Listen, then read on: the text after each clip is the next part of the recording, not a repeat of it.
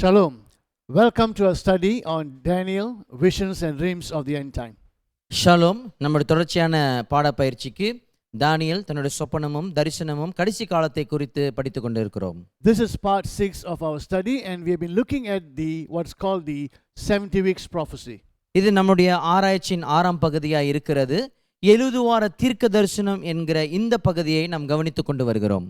In the last two sessions and including this session, we have been studying what is called the 70 weeks prophecy or 490 years.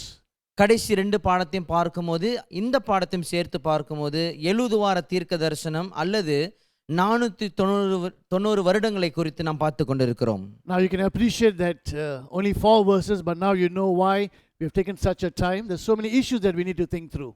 நீங்கள் யோசித்து பார்க்கலாம், அதாவது 4 வசனங்கள் தானே இவ்வளவு வாரம் ஏன் எடுத்திருக்கிறோம்னு சொல்லிட்டு இப்பொழுது உங்களுக்கு நன்றாக புரிந்திருக்கும்.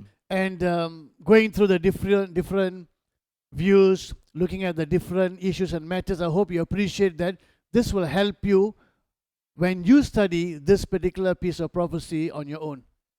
வெவ்வேறு பார்வைகளும் வெவ்வேறு காரியங்களும் அடங்கியிருக்கிற இந்த காரியங்களை நீங்கள் கவனித்திருப்பீர்கள். ஆகினால இந்த தீர்க்க தரிசனத்தை மீண்டுமாய் நீங்கள் படிக்கும் பொழுது இது என்னத்தை குறிக்கிறது என்று சொல்லி உங்களுக்கு இன்னும் தெளிவாக்கம் இருந்திருக்கும். So the next time when you hear to a teaching or if you're reading an article or book about this particular prophecy, you will know why they have interpreted in such a way, and you'll also be able to discern, and you can agree or disagree based on all the information that we have been getting from the last two and today's session as well. அடுத்த முறை இப்போன்ற பாடம் இந்த தீர்க்க தரிசனத்தை குறித்ததான பாடம் வரும் என்று சொன்னால் நிச்சயமாக உங்களால் நேர்நிற்க முடியும், அல்லது சில காரியங்கள் ஒற்று போகலாம், ஒற்று போகாமல் இருக்கலாம். ஏனென்று சொன்னால் இந்த காரியத்தை நீங்கள் இப்படியாக கற்றுக்கொண்டிருக்கிறபடினாலே. And you'll also know the rationale behind why I'm taking this particular approach. அதே சமயத்தில் உங்களுக்கு தெரியும் ஏன் இந்த பார்வையிலிருந்து நாம் காரியத்தை கவனிக்கிறோம், விசேஷமாக நான் ஏன் இதை இப்படி கவனிக்கிறேன் என்று சொல்லி இப்பொழுது நீங்கள் அறிந்திருப்பீர்கள்.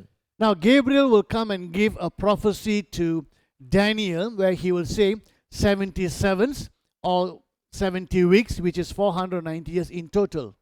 இங்கே காபிரியேல் தூதன் தானியேலுக்கு வந்து சொல்லுகிற காரியத்தை நீங்கள் அறிவீர்கள். இப்படியாக 77 அல்லது 490 வருடங்கள் முழுதாக கவனிக்க முடியும். Now if you remember prophetic compression, 3 different periods are compressed together, totaling 490 years. உங்களுக்கு ஞாபகம் இருக்கும் என்று சொன்னால் தீர்க்க தரிசன அடக்கம் என்று சொல்லி நாம் சொல்லியிருக்கிறோம். இப்படியாக 3 விதமான காரியங்கள் 490 வருடங்களுக்குள் அடக்கி வைத்திருக்கிறதை நீங்கள் கவனிப்பீர்கள். So we have 3 different periods.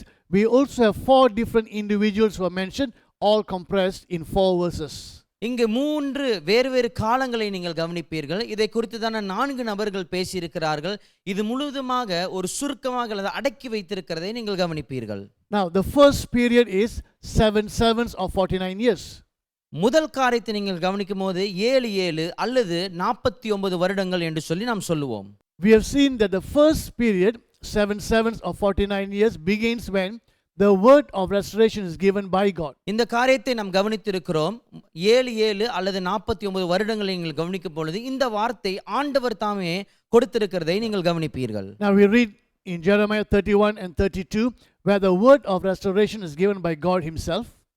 எரேமியா 31-32 நீங்கள் கவனிப்பீர்கள். ஆண்டவர் தாமே இந்த சீர்பொருந்தும் மீண்டுமாய் சீர்படுத்துகிற காரியத்தை வார்த்தையாக கொடுக்கிறதை கவனிப்பீர்கள். And the year is also given in chapter 32 verse 1. We will read, it is at the 10th year of King Zedekiah and the 18th year of King Nebuchadnezzar. இந்த காலகட்டத்தை நீங்கள் கவனித்திருப்பீர்கள். இப்படியாக செதேக்கியா ராஜாவின் 10வது வருஷத்திலும் நெபுக்கத்நேசார் ராஜாவினுடைய 18வது வருஷத்திலும் இந்த காரியம் மீண்டுமாய் நடக்கும் என்று சொல்லி. So it begins at 588 and ends in 539. So at the end of that 49 years, the anointed one comes. இந்த காரியம் எங்கே ஆரம்பிக்கிறது என்று சொன்னால் 588 ஆரம்பிக்கிறது, பின்பு 539 முடிவடைகிறது. இந்த காலம் முடிந்த பின்பு அபிஷேகம் பண்ணப்பட்டவர் வருவார் என்று சொல்லி இங்க போட்டிருக்கிறது. Now the one who arrives in 539 is King Cyrus. 539 வருஷத்தில் வந்தவர் யார் என்று சொன்னால் கோரேஸ் ராஜா. Is Cyrus an anointed one? கோரேஸ் ராஜா அபிஷேகம் பண்ணப்பட்டவரா? In Isaiah 45 verse 1 we read, more than 100 years before Cyrus came, he is prophesied by name by Isaiah saying, Cyrus my anointed one. Asia புஸ்தகத்தில் நீங்கள் வாசிக்கும் பொழுது இப்படியாக கோரேஸ் ராஜா வரும் முன்பாகவே 100 வருஷத்துக்கு முன்பாக ஏசாயா தீர்க்கதரிசி தீர்க்க தரிசனமாய் உரைக்கிறார். இப்படியாக கோரேஸ் அபிஷேகம் பண்ணப்பட்டவர் என்று சொல்லி அங்க தீர்க்க தரிசனம் சொல்லுகிறார். So that's the first period. அதுதான் முதல் காலகட்டம். Then we have the second period. இரண்டாவது காலகட்டம் இருக்கிறது. Now the second period we start with the rebuilding of Jerusalem by Nehemiah. இந்த இரண்டாவது காலகட்டத்தை பார்க்கும்போது நெகேமியா மூலமாக எருசலேம் மீண்டுமாய் கட்டப்படுகிறதை கவனிப்பீர்கள். We have seen in the previous session why we are picking Nehemiah rebuilding Jerusalem as the starting point for 434 years. இந்த 430 வருடங்கள் ஆரம்பிக்க ஏன் நெகேமியாவோட காலகட்டத்தில் எடுத்திருக்கிறோம் என்று சொல்லி கடந்த பாடத்தில் நீங்கள் கவனித்திருப்பீர்கள். We have also seen all this information why we are picking 440 as the starting point to calculate the second period. இந்த காலகட்டத்தை எல்லாம் நீங்கள் கவனித்து வந்திருப்பீர்கள். ஏன் நான் 440வது வருஷத்தை இதுதான் ஆரம்ப காலகட்டம் என்று சொல்லி நாம் சொல்லுகிறோம் என்று சொல்லி கடந்த பாடத்தில் கவனித்திருப்பீர்கள். Right. So in the previous session this is where we finished, so let's pick up from there. கடந்த பாடத்தில் இங்கே தான் நாம் முடிவுக்கு கொண்டு வந்திருந்தோம். ஆகினாலே அங்கே இருந்து இன்றைக்கு நாம் ஆரம்பிப்போமாக. Now we read from the historian Flavius Josephus or Josephus that it was at the 25th year of Artaxerxes that Nehemiah actually goes to Jerusalem. Flavius Josephus என்கிற சரித்திரவாதியை பார்க்கும்போது அவர் எழுதியிருக்கிற காரியத்தில் நீங்கள் பார்க்கலாம். அதாவது அர்த்தசஷ்டா ராஜாவின் 25ஆம் வருஷத்தில் இந்த காரியம் நடைபெறுகிறதை கவனிப்பீர்கள். So the year is 440. ஆகையால வருஷம் எங்கே என்று பார்க்கும் பொழுது 440வது வருஷம். So 62 weeks later or 434 years later we will arrive at a date 6 BC. 62 வாரத்துக்கு பிறகு அல்லது 430 வருஷங்களுக்கு பின்பு நீங்கள் கவனிக்கும் பொழுது எந்த வருஷத்தில் நாம் வந்தடைவோம் என்று சொன்னால் கிமு 6ஆம் ஆண்டில். Now the prophecy will say after the 62 weeks the anointed one will be cut off. This anointed one is a different person. He will be cut off, or some translation will say not for himself, meaning he will die for others. இந்த 62 வாரம் பின்பு அபிஷேகம் பண்ணப்பட்டவர் வருவார். அவர் இப்படியாக கொல்லப்படுவார் என்று சொல்லி நீங்கள் கவனிக்கலாம். அதாவது கவனிக்கும் பொழுது தனக்கென்று கொல்லப்பட மாட்டார், மற்றவர்களுக்கு அவர் கொல்லப்படுவார் என்று சொல்லி இந்த தீர்க்க தரிசனம் சொல்லும். Now how long after the 62 weeks we are not told. 62 வாரம் கழித்த பின்பு எப்பொழுது இது நடைபெறும் என்று சொல்லி நமக்கு சொல்லப்படவில்லை. But this period ends in 6 BC. ஆனாலும் இந்த காலகட்டமோ கிமு 6ஆம் ஆண்டில் முடிவடைகிறது. And I say 6 BC is the arrival of the another anointed one. This anointed one is Jesus Christ. நான் முந்தி சொல்லியிருந்தது போல இந்த கிமு 6ஆம் ஆண்டில் அபிஷேகம் பண்ணப்பட்டவர் வந்தார். இன்னொரு அபிஷேகம் பண்ணப்பட்டவர் இவர்தான் இயேசு கிறிஸ்து என்று சொல்லி நாம் சொல்லியிருக்கிறோம். Now again people will look at this and give various explanation, but this is about the anointed one, Messiah, Jesus Christ. வேறு ஆட்களை பார்க்கும்போது இந்த காரியத்தை கவனித்து வேறுமான இப்படியாக வெளிப்பாட்டை சொல்லுவார்கள். ஆனாலும் இந்த கிமு 6இல் நீங்கள் கவனிக்கும் பொழுது அபிஷேகம் பண்ணப்பட்டவர் இயேசு கிறிஸ்து வருகிறார். Now how can Christ be born before Christ? கேள்வி இப்படி இருக்கும், கிறிஸ்துவானவர் கிறிஸ்து ஆண்டுக்கு முன்னே எப்படியே பிறக்க முடியும் என்று சொல்லி. Moreover, how can it be 6 years before Christ? அதுக்கு மேலாக கிறிஸ்துக்கு முன்பாகவே 6 வருஷத்துக்கு முன்பு என்று சொல்லி நாம் எப்படி கணக்கெடுக்க முடியும்? Now if you are one who reads a lot of books, especially on history, you would have discovered some of them will place the birth of Christ at 4 BC. நீங்கள் அதிகமாய் புஸ்தகம் விசேஷமாக சரித்திர புஸ்தகங்களை வாசிக்கிறவராய் இருந்தால் சில ஆட்களை கவனிக்கும் போது இப்படியாக இயேசு கிறிஸ்துவின் பிறப்பு கிமு 4ஆம் ஆண்டில் என்று சொல்லி சொல்லுவார்கள். Some writers will place it at 6 BC. சில எழுத்தாளர்களை பார்க்கும்போது கிமு 6ஆம் ஆண்டு என்று சொல்லி சொல்லுவார்கள். And some others will say between 6 and 4 BC. சில ஆட்களை பார்க்கும்போது கிமு 6ஆம் ஆண்டிலிருந்து கிமு 4ஆம் ஆண்டு இடைக்கால காலத்தில் எங்கேயோ பிறந்திருக்கிறார் என்று சொல்லி சொல்லுவார்கள். Now if you never knew why and if you always wondered why, we'll find out today.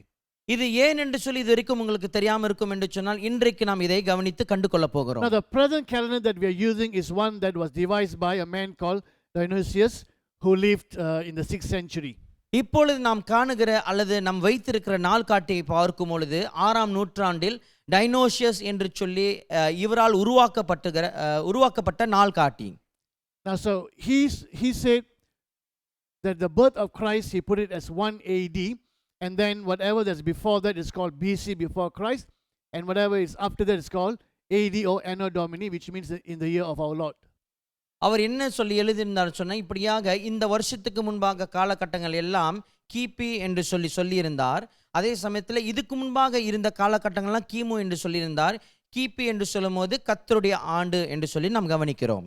So when we say this year 2020, what do we mean? It means 2020 years from the birth of Christ, from 1 AD. இந்த காலகட்டத்தில் இந்த வருஷத்தை நாம் சொல்கிறோம் இப்படியாக 2020 என்று சொல்லி 2020 ஆண்டு என்று சொல்லி நாம் என்ன சொல்ல வருகிறோம் என்று சொன்னால் இயேசு கிறிஸ்துவானவர் பிறந்ததிலிருந்து இன்றைக்கு 2020 ஆண்டு என்று சொல்லி நாம் சொல்லுகிறோம். So whenever you say your birth year, for example, if someone says I was born in 1980, what does that mean? 1980 years from the birth of Christ. உதாரணத்துக்கு ஒரு நபர் சொல்லுவார் என்று சொன்னால் நான் 1980 ஆண்டில் பிறந்திருக்கிறேன் என்று சொன்னால் இதோட பொருள் என்னவென்று சொன்னால் இயேசு கிறிஸ்து பிறந்ததிலிருந்து நான் 1980 ஆண்டில் பிறந்திருக்கிறேன் என்று சொல்லி பொருளாகும். But now with more archaeological discoveries, we have discovered that there was a slight mistake in his calculation. Therefore, we have to shift the birth of Christ a few years back. இந்த ஆர்க்கியோலாஜிக்கல் இவர்களுடைய ஆராய்ச்சியிலிருந்து இன்றைக்கு நாம் கவனிக்கும் பொழுது சில தப்பிதங்கள் நடந்திருக்கிறது. ஆகினாலே இந்த வருஷத்தை கொஞ்சம் முன்பாக நாம் தள்ள வேண்டியதாய் அவசியமாய் இருக்கிறது. Now the ISBE, that is the International Standard Bible Encyclopedia, puts it between 7 and 5 BC. அதாவது ISBE இப்படி பார்க்கும்போது இன்டர்நேஷனல் சைக்ளோபீடியாவோட பைபிளை நீங்கள் கவனிக்கும் பொழுது இப்படியாக 7 கிமு 7 ஆண்டில் என்று சொல்லி அங்கு குறிப்பிட்டிருக்கிறார்கள். Now the Biblical Archaeology Society, in their website, they say this: the majority of New Testament scholars place Jesus' birth in 4 BC or before. வேதாகம அடிப்படையில் ஆராய்ச்சியாளர்களுடைய சங்கத்தை பார்க்கும்போது இவர்கள் இப்படியாக இயேசு கிறிஸ்துவினுடைய பிறப்பானது கிமு 4 ஆண்டிலே நடந்திருக்க கூடும் என்று சொல்லி அல்லது அதுக்கு முன்பாக நடந்திருக்கும் என்று சொல்லி அவர்கள் சொல்லுகிறார்கள். Okay, now why do they come or why do they arrive at this particular years? ஏன் இந்த வருடத்துக்கு அவர்கள் வந்தடைய வேண்டும்? See, now we can't change the years. 2020, it's difficult to change, so we still stick with the year, but the birth of Christ has to be put back a few more years before 180. நாள் காட்டிலே பார்க்கும் வருஷங்களை மாற்ற முடியாத ஒரு காரியம் தான், கொஞ்சம் கடினமான காரியம் தான். ஆகையினால தான் நாம் என்ன வேண்டும் என்று செய்ய வேண்டும் என்று சொன்னால் இயேசு கிறிஸ்துவினோட பிறப்பை கொஞ்சம் பின்னாக நவுத்தி வைக்க வேண்டியது அவசியமாக இருக்கிறது. So we have the cross, which is the death of Jesus. ஆகையினால இங்கே சிலுவையை நாம் பார்க்கிறோம், இயேசு கிறிஸ்துவின் மரணத்தை குறிக்கிறது. And so the birth of Christ is placed at 1 AD. ஆகையினால இயேசு கிறிஸ்துவினுடைய பிறப்பை பார்க்கும்போது கிபி 1 ஆண்டில் நடக்கிறது. There's no year 0, so we start from 1 AD. அங்கே இயேசுனுடைய பிறப்பு அங்க ஆரம்பிக்கிறபடினாலே இந்த வருஷத்தை கிபி 1 ஆண்டு என்று சொல்லி நாம் சொல்லுகிறோம். So it is from 1 AD that we have been calculating. So from 1 AD, this is 2020 years. So it is 2020. கிபி 1 ஆண்டு என்று சொல்லி நாம் கணக்கெடுக்கிறோம். ஆகினாலே இப்பொழுது நாம் வந்திருக்கிற வருஷம் 2020 அல்லது 2020 வருஷத்தில் நாம் வந்திருக்கிறோம். But now it has been discovered that King Herod died in 4 BC. இப்பொழுது நாம் கண்டிருக்கிறோம் ஹேரோது ராஜா கிமு 4 ஆண்டிலே மரித்து விட்டார். Now this Herod is King Herod that we read about in the Bible during the birth of Christ. இந்த ஹேரோது ராஜா யார் என்று சொன்னால் வேதாகமத்தில் வாசிக்கிறோம் அல்லவா, இந்த இயேசு கிறிஸ்துவின் காலகட்டத்தில் ஹேரோது ராஜா இருந்தார், இவர்தான் அவர்.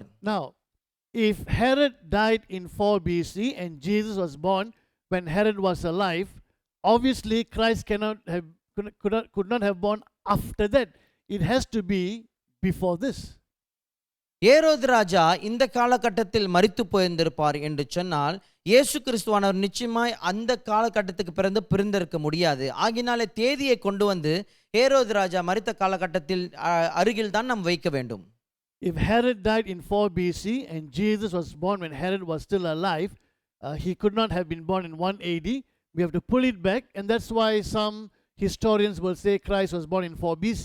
ஹேரோது ராஜா கிமு 4 ஆண்டிலே மரித்திருப்பார் என்று சொன்னால் இயேசு கிறிஸ்துவோட பிறப்பு அந்த காலகட்டத்துக்கு பின்பு கொண்டு போய் வைக்க முடியாது. நிச்சயமா இயேசு கிறிஸ்துவானவர் ஹேரோது ராஜா வாழ்ந்த காலத்தில் தான் பிறந்திருப்பார். But if Jesus was born when Herod was alive, then we have to pull back the birth of Christ beyond 4 BC.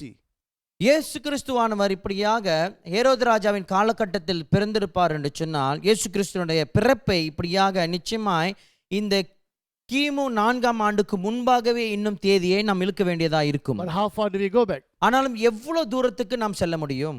Now we're not going to be reading this, but I hope later you will take and check this. regarding the birth of Christ. இதை குறித்து நம்ம வாசிக்க மாட்டோம். ஆனாலும் உங்களுக்கு நேரம் இருக்கும் பொழுது இயேசு கிறிஸ்துவின் பிறப்பை குறித்து நீங்கள் எல்லோரும் ஆராய்ச்சி செய்து வாசிப்பீர்கள் என்று சொல்லி நான் நம்புகிறேன். Now when we mention the birth of Christ or the nativity scene, what comes to your mind? இயேசு கிறிஸ்துவினோட பிறப்பு அல்லது இயேசு கிறிஸ்துவினோட அந்த அடையாளம் அல்லது அந்த பிறப்பின் காட்சியை பார்க்கும்போது உங்களுக்கு சிந்தைக்கு எது வருகிறது? Most people in our mind we will say, okay, we see a manger and we have a few goats or few sheep and a couple of donkeys. இங்க பார்க்கிறோம். இப்படியாக நம்மளோட சிந்தனைக்கு வருகிற ஒரு காரியம் என்னவென்று சொன்னால், இயேசு கிறிஸ்து ஒரு மாட்டுத் தொழுவத்தில் பிறந்தார், அங்க சில ஆடுகள் இருக்கும், ஆடுகள் இப்படியாக இதெல்லாம் நாம் கவனிப்போம். One corner we have the shepherds. ஒரு மூலையில் பார்க்கும்போது இந்த மேய்ப்பர்கள் இருப்பார்கள். Another corner we have the wise men. இன்னொரு மூலையில் பார்க்கும்போது இந்த ஞான சாஸ்திரிகள் இருப்பார்கள். They have all come together to worship Christ Jesus on the night he was born. எல்லோரும் இயேசு கிறிஸ்துவானவர் பிறந்த அந்த ராத்திரியிலே வந்து ஒன்றாக வந்து ஆராதிக்கிறதை நாம் கவனிப்போம். That could not have happened and that did not happen the way we see it. நாம் பார்க்கிற வண்ணமாய் இந்த காரியம் நடந்திருக்க கூடாது, அதே சமயத்தில் நடந்திருக்க முடியாது. That's the way we see it in the Christmas cards or in Christmas drama, even certain movies about the life of Christ. That's the way it has been portrayed. இந்த கிறிஸ்மஸுடைய காட்டை பார்க்கும்போது, வாழ்த்துக்கள் அட்டையை பார்க்கும்போது, அதே சமயத்தில் சில டிராமாவை பார்க்கும்போது அல்லது சில படங்களை எடுத்திருப்பார்கள், இப்படிதான் நடந்தது என்று சொல்லி. Now Luke records the night Jesus was born. லூக்காவை பார்க்கும்போது இயேசு கிறிஸ்து பிறந்த அந்த ராத்திரியை குறித்து அவர் குறிப்பிடுகிறார். There were some shepherds nearby, an angel will appear and tell them about the birth of Christ, and they will go and visit Jesus as a baby in a manger on the night Jesus was born. இப்படியாக மேய்ப்பர்கள் வயல்வெளியில் தங்கியிருப்பார்கள். ஆகினாலே நற்செய்தி வந்து தூதர்கள் அவர்களுக்கு அந்த ராத்திரியில் சொன்னபடினாலே அந்த மேய்ப்பர்கள் எல்லாம் உடனே இயேசு கிறிஸ்து பிறந்த அந்த ராத்திரியை சென்று அந்த குழந்தையை கவனித்தார்கள் அல்லது பார்த்தார்கள் என்று சொல்லி நமக்கு சொல்லப்பட்டிருக்கிறது. The account about the wise men coming and visiting Jesus is recorded in Matthew chapter 2. ஞான சாஸ்திரிகள் இயேசு கிறிஸ்துவை வந்து பார்க்கிறது அல்லது கவனிக்கிறதை பார்க்கும்போது மத்தேயு 2ஆம் அதிகாரத்தில் குறிப்பிடப்பட்டிருக்கிறது. Now what I'm going to tell you, please read Matthew chapter 2 later on, but listen to this. நான் சொல்லுகிற காரியத்தை பார்க்கும்போது பின்பு நீங்கள் மத்தேயு 2ஆம் அதிகாரத்தை நன்றாக வாசிங்கள். ஆனால் இப்பொழுது இதை நீங்கள் செவிமடுங்கள். The wise men saw the star in the east. இந்த ஞான சாஸ்திரிகளை பார்க்கும்போது கிழக்கிலே நட்சத்திரத்தை கண்டார்கள். So when Jesus was born, some kind of special star appeared in the east. இயேசு கிறிஸ்துவானவர் பிறந்தபோது கிழக்கிலே ஒரு விசேஷமான நட்சத்திரம் அவர்கள் முன்பாக தோன்றியிருக்கிறது. And when the wise men saw the star, they knew it is a special star, and I don't know how, but they came to the conclusion that the king of the Jews has been born. இந்த ஞான சாஸ்திரிகள் இந்த நட்சத்திரத்தை பார்க்கும் பொழுது இது விசேஷமான நட்சத்திரமா இருக்கிறது என்று சொல்லி அவர்கள் அறிந்து யூதருக்கு ராஜா பிறந்திருக்கிறார் என்று சொல்லி ஒரு முடிவுக்கு அவர்கள் வந்திருக்கிறார்கள். Now where is east? கிழக்கு எங்கே இருக்கிறது? Some commentators will tell us that's probably Babylon or even Persia. சில கமெண்டேட்டர்ஸ் நீங்கள் பார்க்கும்போது அவர்கள் சொல்லுவார்கள் இது பாபிலோனா இருக்கலாம் அல்லது பர்சியாவா இருக்கலாம் என்று சொல்லி சொல்லுவார்கள். Now imagine if it was Babylon or Persia, do you think in one night they could have traveled all the way from Babylon or Persia in one night all the way to see Jesus in a manger in one night? உங்களால் யோசித்து பார்க்க முடியுமா? அதாவது கிழக்கிலே Babylon அல்லது பர்சியாவிலே இந்த நட்சத்திரத்தை அவர்கள் கண்டிருப்பார்கள் சொன்னால் ஒரே ராத்திரியில் அங்கேருந்து அவங்க பயணம் செய்து இப்படியாக இயேசு கிறிஸ்து பிறந்த அந்த மாட்டுத் தொழுவத்துக்கு வந்திருப்பார்களா? What kind of camels were they using? எப்படிப்பட்ட ஒட்டகங்களை பயன்படுத்தியிருப்பார்கள்? A 2nd century church father by the name of Justin Martyr says that the Magi came from Arabia. 2ஆம் நூற்றாண்டில் ஏற்பட்டிருந்த அல்லது வந்த இந்த சபையின் தகப்பன் பார்க்கும்போது அவர் சொல்லுகிறார் இப்படியாக இவர்கள் அரேபியாவிலிருந்து வந்திருக்கலாம் என்று சொல்லி. His name is Justin Martyr. அவருடைய பெயர் Justin mortar. Now let's assume it's Arabia. நாம் நினைத்துக்கொள்வோமா அரேபியா என்று சொல்லி. Even if it was Arabia, which is a bit more nearer than Persia, do you think in one night they traveled and came to Israel? இயேசு பிறந்த இடமானது அரேபியாக்கு கொஞ்சம் அருகில் இருந்தாலும் கூட யோசித்து பார்க்க முடியுமா ஒரே இரவிலே அவர்கள் இப்படியாக அரேபியாவிலிருந்து இயேசு பிறந்த இடத்துக்கு வந்திருப்பார்கள் என்று சொல்லி. The fact is, on the night that Jesus was born, the wise men did not come on that particular night. It was the shepherds who came and saw him on the night he was born, as we read in the Gospel of Luke. இதோடைய உண்மை என்னவென்று சொன்னால் இயேசு கிறிஸ்து பிறந்த அந்த ராத்திரியே இப்படியாக ஞான சாஸ்திரிகள் வந்து அவரை கண்டு கொள்ளவில்லை அல்லது காணவில்லை. அங்க இருக்கிற மேய்ப்பர்கள் தான் முதலாவதாகவே இப்படியாக அந்த இயேசு கிறிஸ்துவின் குழந்தையை வந்து பார்க்கிறார்கள். And also the picture that many of us have is, as we look at the Christmas cards, as if the wise men sitting on their camels, they are going through the desert, and the star is leading them all the way. நம்ம இப்படியாக சில Christmas வாழ்த்தட்டையிலே பார்த்திருப்போம். இப்படியாக இந்த ஞானஸ்தாஸ்திரிகள் வந்து கொண்டிருப்பார்கள்.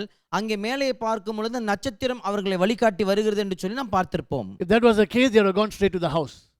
அதுதான் சரியான ஒரு காரியமா இருந்திருந்தால் நேரடியாக வீட்டுக்கே அவர்கள் போய் சேர்ந்திருப்பார்கள். So like I said, read Matthew chapter 2 later on, but you will read the wise men will come to Jerusalem. முதல் நான் சொன்னது போல நீங்கள் மத்திய 2ஆம் அதிகாரத்தை வாசிக்க வேண்டும். இந்த ஞானசாஸ்திரங்களை பார்க்கும்போது அவர்கள் நேரடியாக எருசலேமுக்கு வருகிறதை நீங்கள் They கவனிப்பீர்கள். didn't go to Bethlehem, they came to Jerusalem. அவர்கள் பெத்லகேமுக்கு போகவில்லை, ஆனாலும் எருசலேமுக்கு வருகிறார்கள். Because where do you expect to find the king? In the capital. ஆகினாலே ஒரு ராஜாவை கண்டுகொள்ள வேண்டும் என்று சொன்னால் எங்கே கண்டுகொள்ள முடியும்? நிச்சயமாய் தலைநகரத்தில் தான். So they will come and ask, where is he born king of the Jews? அவர்கள் வந்து கேட்பார்கள், யூதருக்கு ராஜாவாகிய அவர் பிறந்திருக்கிறது எங்கே என்று சொல்லி. And the whole of Jerusalem is just, shocked over this news because the king of the Jews is Messiah. Everyone is shocked. So is King Herod. எல்லோரும் இப்படியாக அதிர்ச்சிக்குள் ஆளாகி விடுவார்கள். ஏனென்று சொன்னால் பிறந்தவர் இப்படியாக மேசியாவா இருக்கிறார். இப்பொழுது பார்க்கும்போது ராஜா அங்கே இருக்கிறார். King Herod doesn't like it because he is the king. If another king is born, that means his place is going to be taken over. ஏரோது ராஜாக்கு இந்த காரியம் நிச்சயமாய் பிடித்திருக்க முடியாது. ஏனென்று சொன்னால் இப்படியாக இன்னொரு ராஜா பிறந்து விட்டால் ஏரோது ராஜாவின் இடத்தை எடுக்க போகிறவர் அவராக தான் இருப்பார். And the wise men will not say, see the star. They never say that because the star was not there. The star did not lead them all the way. They saw the star in the east. ஞானசாஸ்திரிகள் இதோ பாருங்க அந்த நட்சத்திரம் என்று சொல்லவில்லை. ஏனென்று சொன்னால் அந்த நட்சத்திரம் காணப்படவில்லை. அந்த நட்சத்திரத்தை கிழக்கிலே தான் அவர்கள் கண்டார்கள். Now Herod will send the scribes and the scholars and will ask them, where is the Christ supposed to be born? ஹேரோது ராஜா இப்படியாக தன் ஊரில் உள்ள ஞானசாஸ்திரிகளை மற்றவர் ஆட்களை எல்லாம் கூட்டி கேட்பார், ராஜாவானவர் எங்கே பிறப்பார் என்று சொல்லி. And they will show him Micah chapter 5 verse 2, it is Bethlehem. பின்பு அங்க இருக்க ஞானசாஸ்திரிகள் ஹேரோது ராஜாவின் இடத்தை சொல்லுவார்கள், மீகா 5ஆம் அதிகாரம் 2வது வசனத்தை சொல்லுவார்கள், பெத்லகேமில் பிறப்பார் என்று சொல்லி. Then Herod will call the wise men secretly and he will ask them, when did you see the star? பின்பு ஹேரோது ராஜா இந்த ஞானசாஸ்திரிகளை ரகசியமாய் வரவைத்து கேட்பார், எப்பொழுது இந்த நட்சத்திரத்தை நீங்கள் பார்த்தீர்கள் என்று சொல்லி. The reason he asked that was he's calculating in his mind what could be the probable age of that child. இதனுடைய காரணம் என்னவென்று சொன்னால் தன் சிந்தனையிலே அவர் கணக்கு பண்ணி கொண்டிருக்கிறார், அந்த குழந்தையோட வயசு என்ன வயசா இருக்கும் என்று சொல்லி. And he will tell them, so go to Bethlehem, search for the child. Once you have found him, inform me so I can come and worship him. But we know he had a sinister plan. He wanted to murder the baby really. அவர் இப்படியாக பின்பு அந்த சாஸ்திரிகளுக்கு சொல்லுவார், நீங்க போய் தேடுங்கள், கண்ட பின்பு என்னிடத்தில் வந்து சொல்லுங்கள், நானும் அந்த ராஜாவை போய் பணிந்து கொள்ள வேண்டும் என்று சொல்லி. ஆனாலும் நமக்கு நன்றாக தெரியும் சிந்தனையிலே அவர் தீமையான காரியத்தை வைத்திருக்கிறார் என்று சொல்லி. It is King Herod who sends them to Bethlehem. ஏரோது ராஜா தான் அவர்களை பெத்லகேமுக்கு அனுப்புறதை நீங்கள் கவனிப்பீர்கள். So as they went, the star that they had seen in the east will appear, and when you see the star, they are overjoyed. அவர்கள் போகையில் பார்க்கும் பொழுது இப்படியாக கிழக்கிலே பார்த்த அந்த நட்சத்திரம் மீண்டுமாய் தோன்றினபடினாலே அவர்கள் மிகவும் சந்தோஷம் அடைந்தார்கள் என்று சொல்லி கவனிக்கிறோம். And then the star will lead them to the house, not manger. Jesus is now in a house. பின்பு இந்த நட்சத்திரமானது மாட்டுத் தொழுவத்துக்கு அல்ல, இயேசு வாழ்கிற வீட்டுக்கு அது கொண்டு போகிறது. Now they were warned in a dream and they will flee without informing Herod. சொப்பனத்தில் இப்படியாக அவர்களுக்கு சொல்லப்பட்டது, ஹேரோது இடத்தில் போக வேண்டாம் என்று சொல்லி, ஆகினால் வேறு பாதையில் அவர்கள் போய் விடுவார்கள். Herod is furious and he will command all boys from the age of 2 and below to be killed according with the time he has heard from the wise men. ஹேரோது ராஜா மிகவும் கோபம் அடைந்து இப்படியாக கட்டளையை கொடுப்பார், 2 வயதுக்கு கீழே உள்ள ஆண் குழந்தைகளை இப்படியாக கொன்று போடுங்கள் என்று சொல்லி. ஏனென்று சொன்னால் அவர் எப்பொழுது தேதியை கேள்விப்பட்டாரோ அந்த தேதியில் உள்ள பிள்ளைகளை எல்லாம் கொல்ல சொல்லுவார். So he knew the child was now about 2 years or just below 2 years. ஆகினாலே ஹேரோது ராஜா நன்றாக அறிந்திருக்கிறார், அந்த குழந்தையானது இப்பொழுது 2 வயது இருக்கலாம் அல்லது ஏறக்குறைய 2 வயது கொஞ்சம் கீழே இருக்கலாம் என்று சொல்லி. So he will say 2 years and below, kill all of the boys. அவர் சொல்வார், எல்லா ஆண் குழந்தைகளும் 2 வயசு கீழே உள்ள ஆண் குழந்தைகளை கொன்று போடுங்கள் என்று சொல்லி. Which means by the time the wise men came to see Jesus, Jesus was now in a house and he was almost or about or even maybe 2 years old. அதனுடைய அர்த்தம் என்னவென்று சொன்னால் ஞான சாஸ்திரிகள் இயேசு கிறிஸ்து வந்து பார்க்கும்போது இப்படியாக மாட்டுத் தொழுவத்தில் இயேசு கிறிஸ்து வீட்டில் இருக்கிறார். இயேசுக்கு 2 வயதோ அல்லது 2 வயதுக்கு கீழே இருந்திருக்கலாம். So we got to pull back the birth of Christ 2 years to 6 BC. ஆகினாலே இயேசு கிறிஸ்துவின் பிறப்பை இன்னும் 2 வருஷம் பின்பாக தள்ள வேண்டும். இப்பொழுது கிமு 6ஆம் ஆண்டில் நம் தேதிக்கு வந்திருக்கிறோம். So the birth of Christ is in 6 BC. That is the year where the 434 years ends. ஆகினாலே இயேசு கிறிஸ்துவின் பிறப்பை பார்க்கும் பொழுது கிமு 6ஆம் ஆண்டில் பிறந்திருக்கிறார். இதுதான் 434 வருஷங்கள் முடிவடைகிற காலகட்டமாக இருக்கிறது. If the Jews had really properly studied this piece of prophecy, not only they would have known where the Messiah would have been born, they would have known exactly which year he would have born, but unfortunately and very sadly they missed it. இந்த காரியத்தை இப்படியாக யூதர்கள் சரியாக இதை படித்து கொண்டு வந்திருந்திருப்பார்கள் என்று சொன்னால் நிச்சயமா இயேசு கிறிஸ்துவானவர் எங்கே பிறப்பார், எந்த வருஷத்தில் சரியாக பிறந்திருப்பார் என்று சொல்லி அறிந்திருக்கக்கூடும். ஆனாலும் இந்த காரியத்தை அவர்கள் விட்டு இப்படியாக இழந்தவர்களாய் காணப்படுகிறார்கள். Now let's just put them in a simple diagram, these two different periods. இந்த 2 காலகட்டத்தில் ஒரு சுருக்கமான வரைபடத்தில் நாம் போடுவோமாக. Remember 7 sevens and then 62 sevens. ஞாபகம் வைத்துக் கொள்ளுங்க, 7 7 பின்பு 62 7. So we have 7 sevens which is 49 years. முதல் 7 7 நாம் பார்க்கிறோம், இது 49 வருடங்கள். Then we have the 62 sevens of 434 years. பின்பு 62 7 அதாவது 434 வருஷங்கள். Now in between these two periods there's a gap. இந்த 2 காலகட்டத்துக்கு பார்க்கும்போது இடைக்காலம் ஒன்று இருக்கிறது. And after the 62 7 there's another gap. பின்பு அந்த 62 7 கழிந்த பின்பு இன்னொரு இடைக்காலம் இருக்கிறது. At the end of the 49 years Cyrus comes. 49 வருஷங்கள் முடிந்த பின்பு கோரேஸ் வருகிறார். At the end of the 434 years Christ arrives or Christ is born. 434 வருஷம் முடிவில் பார்க்கும் பொழுது இயேசு கிறிஸ்து வருகிறார் அல்லது இயேசு கிறிஸ்து பிறந்திருக்கிறார். Now I've put a few diagrams which will come and see later. Hopefully this will help us to understand when we see them in a diagram form. ஒரு சில இப்படியாக வரைபடங்கள் உங்களுக்கு நான் போட்டிருக்கிறேன். நீங்கள் இதெல்லாம் பார்க்கும் பொழுது உங்களுக்கு இதெல்லாம் புரியும் என்று சொல்லி நான் நம்புகிறேன். So we have 7 weeks of 49 years. இங்கே பார்க்கும்போது 7 வாரங்கள் அல்லது 49 வருஷங்களை நாம் பார்க்கிறோம். Beginning in 588 at the issuing of the word, ending in 539. இதனுடைய ஆரம்பம் கிமு 588 நடக்கிறது. பின்பு இங்கே வார்த்தை கொடுக்கப்படுகிறது. இதனோட முடிவோ கிமு 539 ஆண்டில் முடிகிறது. The anointed leader Cyrus. இங்கே பார்க்கும் பொழுது அபிஷேகம் பண்ணப்பட்ட தலைவர் கோரேஸ் வருகிறார். Then there's a gap. பின்பு இடைக்காலம் இருக்கிறது. Then we have the second period. பின்பு 2ஆம் காலகட்டம் தொடங்குகிறது. 62 weeks of 434 years. 62 வாரங்கள் அல்லது 434 வருஷங்கள் என்று சொல்லுவோம். Starting in 440 when Nehemiah comes to Jerusalem to build the city, ends in 6 BC. எங்கே பார்க்கும் பொழுது 440ஆம் ஆண்டில் ஆரம்பிக்கிறது. நெகேமியா தன்னுடைய நகரத்தை மீண்டுமாய் திரும்ப கட்ட வருகிறார். அதனுடைய முடிவோ கிமு 6ஆம் ஆண்டில் முடிகிறது.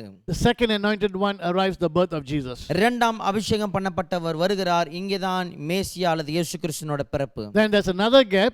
Then we have the remaining 7 years. பின்பு பார்க்கும்போது இன்னொரு இடைக்கால கட்டம் இருக்கிறது. எஞ்சி இன்னும் 7 வருஷம் இருக்கிறது. So in verse 25 we have the 49 years. The anointed one Cyrus comes. In verse 26 the first part 434 years. At the end of that the second anointed one Christ is born. After the 62 weeks, after the 434 years, Christ is crucified. இங்கே 25ஆம் வசனத்தில் பார்க்கிறோம். 49ஆம் வருஷத்தில் பார்க்கும்போது 49ஆம் வருஷம் முடிஞ்ச உடனே இங்கே அபிஷேகம் பண்ணப்பட்டவர் கோரேஸ் ராஜா வருகிறார்.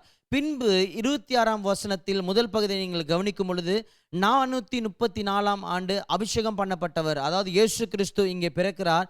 பின்பு அந்த 62 வாரங்கள் கழித்த பின்பு இயேசு கிறிஸ்துவானவர் சிலுவையிலே அறையப்படுகிறார் என்று பார்க்கிறோம். Now let's read verse 26. 26ஆம் வசனத்தை நாம் வாசிக்க கேட்போம். And after the 62 weeks, an anointed one shall be cut off and shall have nothing. Now that refers to Jesus Christ. But now listen to this. And the people of the prince who is to come shall destroy the city and the sanctuary. Its end shall come with a flood, and to the end there shall be war. Desolations are decreed. அந்த 62 வாரங்களுக்கு பின்பு மேசியா சங்கரிக்கப்படுவார். ஆனாலும் தமக்காக அல்ல, நகரத்தையும் பரிசுத்த ஸ்தலத்தையும் வரப்போகிற பிரபுவின் ஜனங்களை அழித்து போடுவார்கள். அதன் முடிவு ஜலப்பிரவாகம் போல இருக்கும். முடிவு பரியந்தம் யுத்தமும் நாசமும் உண்டாக நியமிக்கப்பட்டது. Now let's look at this verse now. இந்த வசனத்தை நாம் கவனிப்போமாக. In verse 26 we have two personalities. இந்த 26ஆம் வசனத்தில் நீங்கள் கவனிக்கும் போது ரெண்டு நபர்களை குறித்து சொல்லப்படுகிறது. The anointed one who will be cut off, that refers to Jesus and his crucifixion. கொல்லப்பட போகிற இந்த அபிஷேகம் பண்ணப்பட்டவர் யார் என்று சொன்னால் இயேசு கிறிஸ்துவை குறிக்கிறது. And the other person who comes and destroys the sanctuary and the city, obviously that cannot be Jesus. Jesus did not do that. இப்படியாக ஆலயத்தையும் நகரத்தையும் வரப்போகிற அடுத்து அல்லது முற்றிலுமா அழிக்க போகிற இன்னொருவன் வருவான் என்று சொல்லப்பட்டிருக்கு. நிச்சயமா இயேசு கிறிஸ்துவா இருக்க முடியாது. And he cannot refer to the first anointed one, that is Cyrus, because Cyrus did not destroy the city or Jerusalem or the sanctuary. In fact, when he came, that was already destroyed by the Babylonians. இங்க நீங்கள் கவனிக்கும் பொழுது இப்படியாக முதல் அபிஷேகம் பண்ணப்பட்டவரை சொல்லி இருக்கும் என்று சொன்னால் நிச்சயமா கோரேஸ் ராஜா பத்தி சொல்ல முடியாது. ஏன் என்று சொன்னால் அவர் வரும் பொழுது பாபிலோன் சாம்ராஜ்யம் இப்படியாக இந்த ஆலயத்தையும் நகரத்தையும் முற்றிலுமா அழித்து விட்டது என்று சொல்லி நீங்கள் கவனிக்கிறீர்கள். So this prince or ruler, the Hebrew word nagid, this prince who will come after the second anointed, after Jesus, this prince and his people will destroy the city and the sanctuary. இந்த ராஜா வரும் பொழுது நீங்கள் கவனிக்கும் பொழுது இப்படியாக எபிரேய மொழியில் நாகிட் என்று சொல்லப்பட்டிருக்கிறது. இவன் வரும் பொழுது இப்படியாக அந்த நகரமும் அந்த ஆலயமும் முற்றிலுமா அழிக்கப்படும் என்று சொல்லி சொல்லப்பட்டிருக்கிறது. Now this ruler, particular ruler, comes after the Messiah, after Jesus Christ. இந்த தளபதியை பார்க்கும் பொழுது எப்பொழுது வருவான் என்று சொன்னால் மேசியா இயேசு கிறிஸ்து முடிந்த பின்புதான் இவன் வருவான். And in the progression of the prophecy, after the Messiah is cut off, this prince comes. நீங்கள் இந்த தீர்க்கதரிசனுடைய தொடர்ச்சியை நீங்கள் கவனிக்கும் பொழுது மேசியா முடிந்த பிறகு அல்லது கொல்லப்பட்ட பின்பு இந்த அபிஷேகம் பண்ணப்பட்டவன் வருவான் என்று சொல்லி. I think many, if not most, will agree that this is referring to Titus, who did come after Christ. And what did Titus and his people, his army, do? They destroyed both the sanctuary, the temple, and the city. நீங்கள் அநேக பேர் அறிந்திருப்பீர்கள். இப்படியாக இந்த காலகட்டத்தில் பார்க்கும்போது தீத்து எழும்பி வருகிறார். தீத்து வந்து என்ன செய்கிறார்? அவரும் தன்னுடைய இராணுவமும் சேர்ந்து இப்படியாக இந்த நகரத்தையும் தேவனுடைய ஆலயத்தையும் அழித்து போடுகிறதை நீங்கள் கவனிப்பீர்கள். Jesus himself will prophesy this in Matthew 24. இயேசு கிறிஸ்து தாமே மத்தேயு 24ஆம் அதிகாரத்தில் இந்த காரியத்தை தீர்க்க தரிசனமாய் உரைக்கிறதை கவனிப்பீர்கள். In Matthew 24, the disciples will tell Jesus, look what great massive building and massive stones. They will brag about the temple. இங்க 24ஆம் அதிகாரத்தில் பார்க்கும்போது இயேசுனுடைய சீடர்கள் வந்து எவ்வளவு பெரிய ஆலயமா இருக்கிறது என்று சொல்லிப்படியாக இந்த ஆலயத்தை குறித்து பெருமையாய் பேசுவார்கள். And the Lord will say, do you see this huge building? One stone will not be left on another stone. கர்த்தர் இப்படியாக சொல்லுவார், இந்த பெரிய ஒரு கட்டிடத்தை பார்க்கறீங்களா, வரும் காலத்தில் இப்படியாக ஒரு கல்லின் மேல் இன்னொரு கல் இராதபடிக்கு போகும் என்று சொல்லுவார்கள். Now if you've seen a model of the city of Jerusalem during the time of Jesus, the temple was a massive structure. இந்த இப்படியாக இயேசு கிறிஸ்துவின் காலகட்டத்தில் இருந்த இந்த ஆலயமும் அந்த நகரத்தை நீங்கள் இதோட மாடல், அதாவது சின்ன ஒரு காரியத்தை செய்திருப்பாங்க. அதை கவனிச்சிருங்க சொன்னா இது ரொம்ப பெரியதான ஒரு ஆலயமா இருந்தது. So when the Lord said one stone will not be left on another stone, the disciples just cannot imagine all this. இயேசு கிறிஸ்துவானவர் ஒரு கல்லின் மேல் ஒரு கல் இராது என்று சொல்லும் பொழுது இந்த சீடர்களால் இந்த காரியத்தை யோசிக்க முடியவில்லை, ஏற்றுக்கொள்ள முடியவில்லை. So come to the Lord, when will this take place? Meaning when will this temple be destroyed like you said? அதாவது அவர்கள் கர்த்தரிடத்தில் வந்து கேட்பார்கள், ஆண்டவரே நீ சொன்னது போல எப்பொழுது இது முற்றிலுமாய் தரமட்டமாக்கப்படும் என்று சொல்லி. Now that prophecy was fulfilled in the year AD 70. அந்த தீர்க்க தரிசனம் எப்பொழுது நிறைவை கண்டது என்று சொன்னால் கிபி 70ஆம் ஆண்டில். In AD 70, Titus comes with his army and they will destroy the city and the temple. கிபி 70ஆம் ஆண்டில் பார்க்கும்போது தீத்தும் தன்னுடைய இராணுவர்களும் இப்படியாக வந்து முற்றிலுமாய் அந்த நகரத்தையும் அந்த ஆலயத்தையும் அழித்து போட்டார்கள் என்று பார்ப்பீர்கள். And sure enough, one stone was not left on another. மெய்யாகவே கவனிக்கும் பொழுது ஒரு கல்லின் மேல் ஒரு கல் இல்லாமல் போயிற்று. How do we know that? இது எப்படி நமக்கு தெரியும்? Because we have an eyewitness historian. ஏனென்று சொன்னால் இது நேரடியாக பார்த்த சரித்திரவாதி ஒருவர் இருக்கிறார். The same historian that we have read earlier, Flavius Josephus or Josephus. Now that's the same historian who was an eyewitness and he recorded all this. இது யார் என்று சொன்னால் முன்பு நாம் இவரை குறித்து நாம் படித்திருந்தோம். Flavius Josephus என்று சொல்லி இவர்தான் நேரடியாக பார்த்த ஒரு சரித்திரவாதியாய் இருக்கிறார். See, there was gold in the temple, and when the temple was burned, the gold melted and as began to flow. It also went in between stones. இங்கே பார்க்கும்போது ஆலயத்திலே அங்க பொன்கள் இருந்தபடினாலே, தங்கம் இருந்தபடினாலே, இப்படியாக அதிகமான தீயின் உஷ்ணத்தினால் அது உருகி இப்படியாக கல்லின் அல்லது பாறைகள் இடையில் போய் இப்படியாக மாட்டிக்கொண்டது என்று சொல்லி கவனிக்கலாம். So to take out the gold, they broke every stone, so one stone was not left on another, exactly how the Lord Jesus prophesied. அந்த தங்கத்தை சுரண்டி எடுக்கும்படியாக இப்படியாக அந்த கற்களை பாறைகளை உடைத்தார்கள். இயேசு கிறிஸ்து எப்படி தீர்க்க தரிசனமாய் உரைத்தாரோ அவ்வண்ணமாகவே ஒரு கல்லின் மேல் ஒரு கல் இல்லாமல் போயிற்று. Now when the prophecy was given to Daniel that the sanctuary will be destroyed, at that time there was no sanctuary, there was no temple. So Daniel will know through this prophecy that the temple will be rebuilt. தானியேலுக்கு தீர்க்க தரிசனமாய் கொடுக்கப்பட்ட அல்லது உரைக்கப்பட்ட அந்த காலகட்டத்தில் பார்க்கும்போது அங்கே ஆலயம் இல்லாமல் இருந்தது. ஆகினாலே தானியேல் நன்றாக அறிந்திருப்பார் இந்த ஆலயமானது மீண்டுமாய் கட்டப்படும் என்று சொல்லி. So when Cyrus came and he allowed the Jews to return, they rebuilt the temple. கோரேஸ் ராஜா வந்தபோது இப்படியாக இஸ்ரவேலர்கள் மீண்டுமாய் சென்று ஆலயத்தை கட்டும்படியாக இடம் கொடுத்தபடினாலே அந்த ஆலயம் மீண்டுமாய் கட்டப்பட்டது. That temple sometimes referred to as the second temple. அந்த ஆலயத்தை சில சமயத்தில் சொல்லுவார்கள் இரண்டாம் ஆலயம் என்று சொல்லி சொல்லுவார்கள். That is the temple we read about in the New Testament. அந்த ஆலயத்தை குறித்து தான் புதிய ஏற்பாட்டில் நாம் வாசிக்கிறோம். Which was later destroyed by Titus. பின்பு பார்க்கும்போது தீத்து வந்து இதை முற்றிலுமாய் அழித்து போடுகிறார். So we have the 7 weeks, which is 49 years. We know it begins in 588, ends in 539. The anointed one Cyrus comes. இங்கே நாம் கவனிக்கிறோம், இங்கே 7 வாரங்கள் இருக்கிறது, அதாவது 49 வருஷத்தை குறிக்கிறது. ஆரம்பம் வந்து 588 ஆண்டில் ஆரம்பிக்கிறது, அதன் முடிவோ 539 ஆண்டில் முடிகிறது. பின்பு அபிஷேகம் பண்ணப்பட்டவர் வருகிறார். After a gap, we have the second period. ஒரு காலகட்ட இடைப்பின்பு இரண்டாம் காலகட்டம் ஆரம்பிக்கிறது. 62 weeks of 434 years starting in 440. Nehemiah comes to rebuild the city, ending in 6 BC, the birth of Christ. இங்கே பார்க்கும்போது 62 வாரங்கள் ஆரம்பிக்கிறது, அல்லது 434 வருஷங்கள் என்று சொல்லி நாம் சொல்லலாம். இதனுடைய ஆரம்பமோ 440 ஆண்டில் ஆரம்பிக்கிறது. பின்பு நெகேமியா சென்று ஆலயத்தையும் அந்த நகரத்தையும் கட்டுகிறார். இது 6ஆம் ஆண்டில் முடிவுக்கு வருகிறது. பின்பு இயேசு கிறிஸ்து மேசியாவின் பிறப்பு நடைபெறுகிறது. Then there's a gap. பின்பு ஒரு இடைக்காலம் வருகிறது. After the 62 weeks, the Messiah is cut off. After him comes another person, which is Titus, who destroyed the city and the temple. இங்கே பார்க்கும்போது இந்த இடைக்காலம் பின்பு 62 வாரம் கழிந்த பின்பு மேசியா இப்படியாக கொல்லப்படுகிறார். கொல்லப்பட்ட பின்பு தீத்து வந்து இப்படியாக தேவனுடைய ஆலயத்தையும் அந்த நகரத்தையும் முற்றிலுமா அழித்து போடுகிறதை கவனிப்பீர்கள். So again the 7 years, 49 years. இங்கே மீண்டுமாய் கவனிக்கிறோம் 7 வருடங்கள் 49 வருடங்கள். That's one period of time. அது ஒரு காலகட்டம். Then we have 62 sevens, 434 years, the second period of time. பின்பு 62 வாரங்கள் என்று சொல்லி நாம் சொல்கிறோம், அல்லது 434 வருஷங்கள் என்று பார்க்கிறோம். And there's a gap in between this and another gap after the 62 sevens. இங்கே பார்க்கும்போது முதல் காலகட்டத்தில் ஒரு இடைவெளி இருக்கிறது, இரண்டாம் காலகட்டம் முடிந்த பிறகு இன்னொரு இடைவெளி இருக்கிறது. And we have got 3 individuals now. பின்பு இங்கே 3 நபர்களை நாம் கவனிக்கிறோம். We have Cyrus coming at the end of 49 years. 49 வருஷங்கள் கழிந்த பின்பு அது முடிவில் கோரேஸ் ராஜா வருகிறார். At the end of 434 years, Christ is born. 434 வருடங்கள் முடிவடையும் பொழுது கிறிஸ்து பிறக்கிறார். Then he will be crucified. அவருக்கு பின்பு அவர் சிலுவையில் அறையப்படுகிறார். Then we have the third person, Titus, who will come. பின்பு மூன்றாவது நபராகிய தீத்து எழும்பி வருகிறதை கவனிக்கிறீர்கள். Right, now we come to the final verse. இப்பொழுது கடைசி வசனத்துக்கு நாம் வருகிறோம். Verse 27.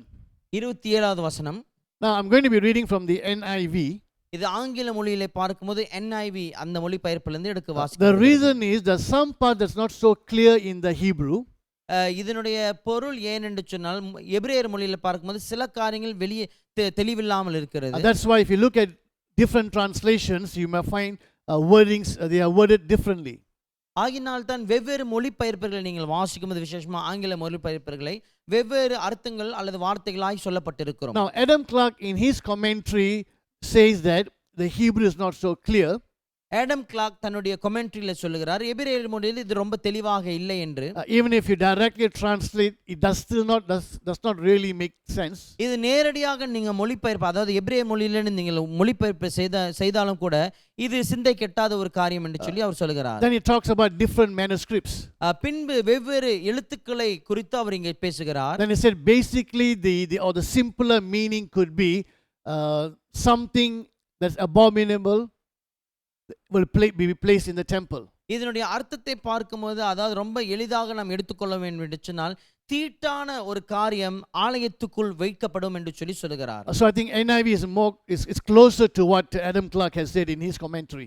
ஆடம் கிளார்க் தன்னுடைய கமெண்ட்ரியில சொன்னது போல இந்த NIV மொழிபெயர்ப்பு தான் இதற்கு ரொம்ப அருகில் சமீபத்தில் இருக்கிறதுன்னு சொல்லி நாம் கவனிக்கிறோம். So I'm going to be reading from NIV because I think this is a bit more simpler to understand. NIV மொழிபெயர்ப்பில் வாசிக்கப்படும், இது நமக்கு எளிதாய் புரிந்து கொள்ள முடியும். He will confirm a covenant with many for 1/7. In the middle of the 7, he will put an end to sacrifice and offering.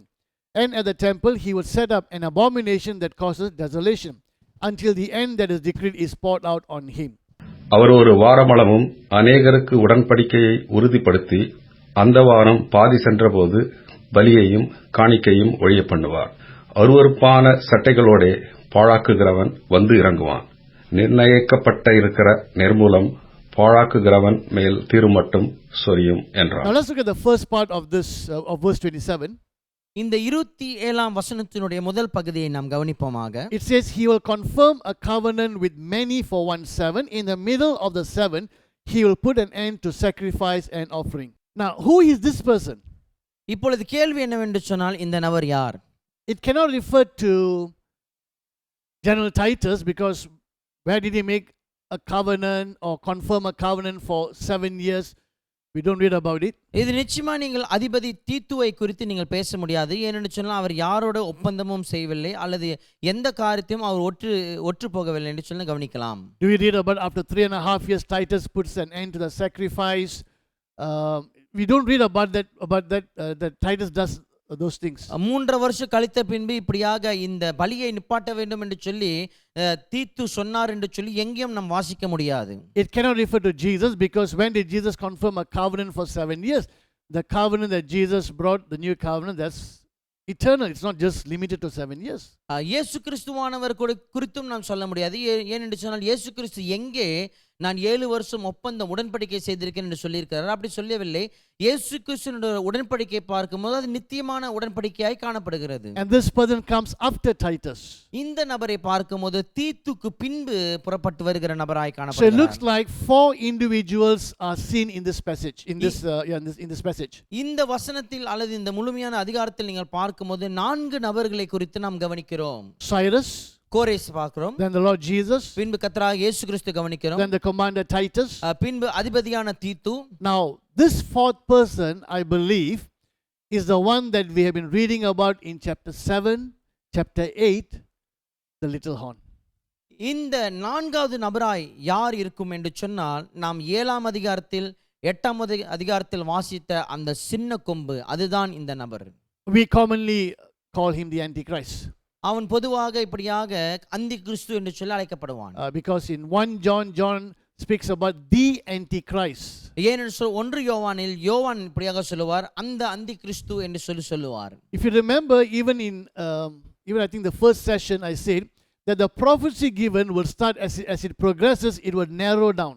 முதல் பகுதியிலிருந்து சொல்லி வருகிறதை போல இந்த தீர்க்க தரிசனத்தை பார்க்கும்போது பெரிதான தீர்க்க தரிசனம் இப்படியா குறுகலாக்கி நேரடியாக ஒரு காரியத்துக்கு கொண்டு போகிறதை கவனிப்பீர்கள். It will progress and focus and will come to one individual who we will see being taken up in the New Testament. இப்படியாக இந்த தீர்க்க தரிசனத்தை பார்க்கும்போது குறுக்கி கொண்டு வந்து சின்னதாக கொண்டு வந்து நேரடியாக ஒரு நபருக்கு குறிப்பாக சொல்லப்பட்டிருக்கிறது. இந்த ஒரு நபரை தான் புதிய ஏற்பாட்டிலே மிகவும் தெளிவாக சொல்லப்பட்டிருக்கிறதை நாம் கவனிக்கிறோம். And in our next session we'll be looking at this particular individual.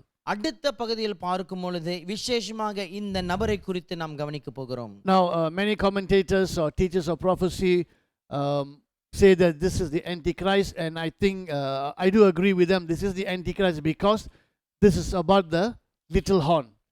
we're having more information of what the little horn will do. அநேக வேத ஆராய்ச்சியாளர்கள் வேத பண்டிதர்களை பார்க்கும்போது இந்த காரியத்தை கவனிக்கும் பொழுது அந்த சின்ன கொம்பு இதுதான் அது என்று சொல்லுகிறார்கள். நிச்சயமா அதை குறித்த இன்னும் காரியமும் நாம் இதை குறித்து கவனித்திருக்கிறோம். Now we read that he will confirm a covenant. இங்கே பார்க்கும்போது ஒரு உடன்படிக்கையை அல்லது ஒரு காரியத்தை உறுதி பண்ணுவார் என்று சொல்லி. Not make a covenant, he will confirm a covenant. ஒரு உடன்படிக்கை உண்டாக்குறது அல்ல, உறுதிப்படுத்துகிறது. The Hebrew word is gaba. Gaba can mean to confirm or to strengthen. எபிரேய மொழியிலே பார்க்கும்போது கபார் என்று சொல்லப்பட்டிருக்கிறது. இந்த காரியத்தை உறுதிப்படுத்துகிறது அல்லது இதை முற்றிலுமாக அது அது பெரியதாய் ஆக்கப்படுகிறது. He will confirm a covenant with many. அநேக பேரோடு ஒப்பந்தம் உறுதி செய்வான். Usually you will hear the Antichrist will make a covenant, a peace treaty with Israel, but when you look at that text, it doesn't specifically say that. It says he will confirm a covenant with many. இங்கே பார்க்கும்போது அநேக பேர் சொல்லுவார்கள் இப்படியாக அந்தி கிறிஸ்து வந்து இஸ்ரவேலோடு ஒரு உடன்படிக்கை அல்லது ஒப்பந்தம் செய்வான் என்று சொல்லி. ஆனால் வசனத்தில் நீங்கள் கவனிக்கும் பொழுது அநேகரோடு உறுதி அல்லது ஒப்பந்தம் செய்வான் என்று சொல்லி நாம் கவனிக்கிறோம். This many could include Israel and other nations, and very probably Middle Eastern nations. He will confirm a covenant with all of them. அதாவது இந்த அநேக பேரோட உடன்படிக்கையை உறுதிப்படுத்துவான் என்று சொல்லும்போது இஸ்ரவேலும் அதுக்குள்ள இருக்கலாம். அதே சமயத்தில் அநேக அரபு நாடுகள் கூட சேர்ந்து இவன் ஒப்பந்தம் அல்லது உறுதிப்படுத்திக் கொள்வான். So there will be a covenant or some kind of peace treaty that was not adhered to or is weak. So the Antichrist will come and he will strengthen that covenant. He will confirm the covenant. இந்த நாடுகளுக்கு இடையிலே இப்படியாக ஒரு சமாதான ஒப்பந்தம் இருக்கலாம். ஆனாலும் இந்த ஒப்பந்தத்தை இன்னும் உறுதிப்படுத்த இந்த அந்தி கிறிஸ்து எழும்பி அதை உறுதிப்படுத்துவான் என்று சொல்லி கவனிக்கிறோம். The many could also refer to the 10 kings that we read about in Revelation chapter 17, the 10 toes of Daniel 2 and the 10 horns of Daniel 7. இந்த அநேகரோடு என்று நீங்கள் சொல்லும் பொழுது இப்படியாக வெளிப்படுத்தின புஸ்தகத்தில் வந்த அந்த 10 ராஜாக்களை குறித்து பார்க்கலாம். அதே சமயத்தில் தானியேல் 2ஆம் அதிகாரத்தில் வந்த அந்த 10 விரல்களும் இருக்கலாம்.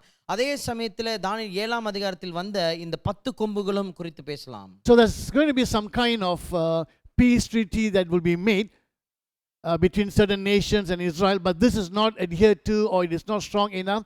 The Antichrist, the little horn, will come and he will confirm the covenant, bringing peace. சில நாடுகளுக்கும் இப்படியாக இஸ்ரவேலுக்கும் இப்படியாக ஒரு சமாதான ஒப்பந்தம் இருந்து கொண்டிருக்கலாம். ஆனாலும் இந்த சமாதானத்தை கொண்டு வரும்படியாக இந்த ஒப்பந்தத்தை உறுதிப்படுத்தும்படியாக தான் அந்தி கிறிஸ்து எழும்பி வருவான் என்று சொல்லி நம்ம இதில் கவனிக்கிறோம். So this little horn becomes prominent now. இப்பொழுது பார்க்கும்போது இந்த சின்ன கொம்பானது மிக முக்கிய ஒரு இடத்தில் வந்து விட்டது. I wonder whether he is the one who really caused the problem and then he becomes as a savior. அதாவது நான் யோசிக்கிறேன் அவன் தான் ஒரு பிரச்சனை தூண்ட வைத்து விட்டு பின்பு ஒரு இரட்சகரை போல அவன் காட்சி அளிப்பானோ என்று சொல்லி. Now the world will look at this man as finally somebody has come and has brought peace that has not been there for many years. உலகமானது இந்த ஒரு நபரை கவனிக்கும் பொழுது எப்படி கவனிக்கும் என்று சொன்னால் உலகத்திலே காணப்படாத ஒரு சமாதானத்தை அநேக வருஷத்துக்கு பின்பு இவன் தான் இந்த நபர் தான் கொண்டு வந்திருக்கிறான் என்று சொல்லி அப்படிப்பட்ட ஒரு கவனிப்பு இருக்கும். Finally global peace has come and this is the man who did it. இறுதியிலே பார்க்கும் பொழுது உலக அளவில் ஒரு சமாதானம் வந்து விட்டது. இந்த நபர் தான் இதை ஏற்படுத்தி இருக்கிறார் என்று சொல்லி சொல்லுவார்கள். But no organization could do all these years he has done. And who's the best person to lead the world? It is him. எந்த ஒரு ஆர்கனைசேஷன் எந்த ஒரு அமைப்பும் செய்ய முடியாத ஒரு காரியத்தை இவன் வந்து செய்திருக்கிறான். ஆகினாலே உலகத்தை யார் சிறந்ததாய் நடத்த முடியும் என்று சொல்ல இந்த நபர் தான் என்று சொல்லி சொல்லுவார்கள். So he is seen in the eyes of the world as the hero. உலகத்தினுடைய பார்வையிலே பார்க்கும்போது அவனை ஒரு பெரிய ஹீரோவை போல கவனிப்பார்கள். Now the second part of that verse, and in the temple we will set up an abomination that causes desolation until the end that is decreed is poured out on him. Now the little horn, when he confirms the covenant, a peace treaty, he will allow Israel or the Jews to rebuild their temple and start offering sacrifices. இந்த நபர் வந்து இப்படியாக இந்த சமாதானத்தின் ஒப்பந்தத்தை செய்த பின்பு அவன் என்ன செய்வான் என்று சொன்னால் இஸ்ரவேலுக்கு இப்படியாக மீண்டுமாய் உங்கள் ஆலயத்தை கட்டிக்கொள்ளுங்கள் என்று சொல்லி அப்படியாக காரியத்தை அவன் திறந்து விடுவான். Now I just want to comment on the Tamil translation a little bit. Tamil மொழிபெயர்ப்பை குறித்து கொஞ்சம் சொல்ல வேண்டியதா இருக்கிறது. In the English we read he, but in the Tamil it will say our, which is a respectful term. அதாவது ஆங்கிலத்தில் பார்க்கும்போது heme என்று சொல்லி வாசிக்கிற, தமிழ்ல பார்க்கும்போது அவர் என்று சொல்லி சொல்லப்பட்டிருக்கும். Now in the English, he, I can refer to someone who's superior as he or inferior as he. It doesn't mean polite or not polite. I can just use the word he to refer to anyone. I can refer to God as he. I can refer to Satan as he. அதாவது இந்த he என்ற ஆங்கில மொழி வார்த்தையை பார்க்கும் பொழுது, என்னோடு உயர்ந்த ஸ்தானத்தில் உள்ளவரை ஹீ என்று சொல்லி அழைக்கலாம், கீழ் ஸ்தானத்தில் உள்ளவரை ஹீ என்று அழைக்கலாம். அதே சமயத்தில் தேவனையும் சொல்லலாம், இல்லை ஒரு மனுஷனை கூட ஒரு ஹீ என்று சொல்லி நம்ம இந்த வார்த்தையில் பொதுவாக சொல்லலாம். But in the Tamil, if you're referring to God, you will say our. If you're referring to the devil, you will say avan. ஆனால் தமிழ் மொழியிலே பார்க்கும்போது, ஆண்டவரை பார்க்கும்போது அவர் என்று சொல்லி நாம் சொல்லுவோம். பிசாசு அல்லது சாத்தானை பார்க்கும்போது அவன் என்று சொல்லி நாம் சொல்லுவோம். So in the Tamil translation, in verse 27, you will read our. Tamil மொழிபெயர்ப்பிலே பார்க்கும்போது 27ஆம் வசனத்தை வாசிப்பீர்கள் சொன்ன கீழ்ப்பகுதியை அவர் என்று சொல்லி நீங்கள் A கவனிப்பீர்கள். term of respect. ஒரு மரியாதைக்குரிய ஒரு வார்த்தை இது. Probably the translators assume that this person here is actually Christ, as some views do believe that this is Christ. Probably they thought the same thing, and that's why they use the word our, a respectful term. அதாவது இந்த மொழிபெயர்ப்பாளர் இப்படியாக புரிந்துணர்வு, இது இயேசு கிறிஸ்து தான் இருக்கலாம் என்று சொல்லி நினைத்திருக்கலாம், அல்லது சில ஆட்களும் இப்படியாக சொல்லி இருக்கிறார்கள். ஆகினால் தான் இந்த வார்த்தையை அவர் என்று சொல்லி அவர்கள் மொழிபெயர்த்திருக்கிறார்கள். Remember when I spoke about the two futuristic views, some believe 7 years balance, some believe 3.5 years balance. எதிர்கால பார்வை என்று சொல்லி, வருங்கால பார்வை என்று சொல்லி நான் சொல்லியிருந்த சில ஆட்கள் நம்புகிறார்கள் இப்படியாக 3.5 வருஷம் நம்ம எஞ்சி இருக்கிறது, சில ஆட்களை பார்க்கணும்னா 7 வருஷம் எஞ்சி இருக்கிறது என்று சொல்லி சொல்கிறார்கள். Those who believe verse 27 refers to Christ, they will interpret in such a way, they will say 3.5 years is balance. But those who take verse 27 he referring to Antichrist, they will say 7 years balance. இந்த வசனத்தினுடைய பகுதி, அதாவது இதுதான் இயேசு கிறிஸ்து என்று சொல்லி புரிந்து கொள்ளவர்கள் அவர் என்ன சொல்வார்கள் என்று சொன்னால், இன்னும் 3.5 வருஷம் எஞ்சி இருக்கிறது என்று சொல்லி.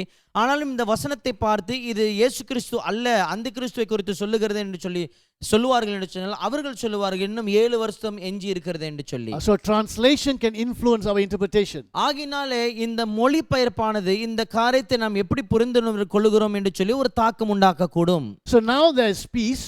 இப்பொழுது சமாதானம் இருக்கிறது. The Antichrist is favorable to Israel.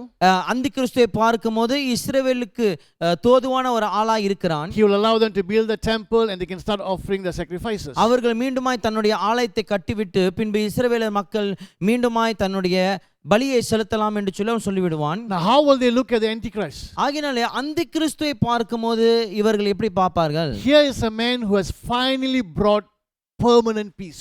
இங்கே ஒரு மனுஷன் வந்திருக்கிறான், இவன் இறுதியாக இந்த உலகம் முழுவதும் சமாதானம் கொண்டு வந்திருக்கிறான் என்று சொல்லி பார்ப்பார்கள். Now we will not be attacked by any other nation. எந்த ஒரு மற்ற தேசங்களும் வந்து இவர்களை தாக்க மாட்டார்கள். This is what our Messiah will do. இதுதான் நம்முடைய மேசியா செய்வாரே. Would this be our Messiah? இவர் நம்முடைய மேசியாவா இருக்க கூடுமோ? Now if that is true, and many do say that when Antichrist comes, the Jews will be deceived into believing and accepting him as their Messiah. அதாவது அநேக பேர் சொல்லி இருக்கிறார்கள் இதுதான் நடக்கும். அதாவது அந்தி கிறிஸ்து வரும்பொழுது அநேக பேர் இப்படியாக வஞ்சிக்கப்பட்டு இவர்தான் நம்முடைய மேசியா என்று சொல்லி சொல்லுவார்கள் என்று. Now if that is true, இது உண்மையா இருக்கும் என்றால், if the Jews as a whole accept the Antichrist as their Messiah, will they accept a non-Jew as their Messiah?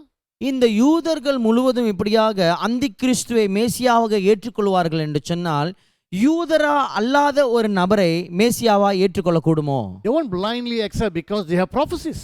நிச்சயமாக கண்மூடித்தனமாக ஏற்றுக்கொள்ள மாட்டார்கள். என்று சொன்னால் அவர்களிடத்தில் இந்த தீர்க்க தரிசனம் அடக்கமாக இருக்கிறது. So I do believe the Antichrist will be a Jew. In our next session, I will tell you why I believe the text itself points to a Jew. நான் நம்புகிறேன் இந்த அந்தி கிறிஸ்து நிச்சயமா யூதரா இருக்க முடியும். ஏனென்று சொன்னால் நாம் வாசித்த வசனங்களை கவனிக்கும் பொழுதே அது யூதனை குறித்து தான் பேசுகிறது என்று சொல்லி கவனிக்கலாம். Here comes the peacemaker. He shows favor, allows them to build the temple. Maybe he even helps them, by giving money and resources to build the temple.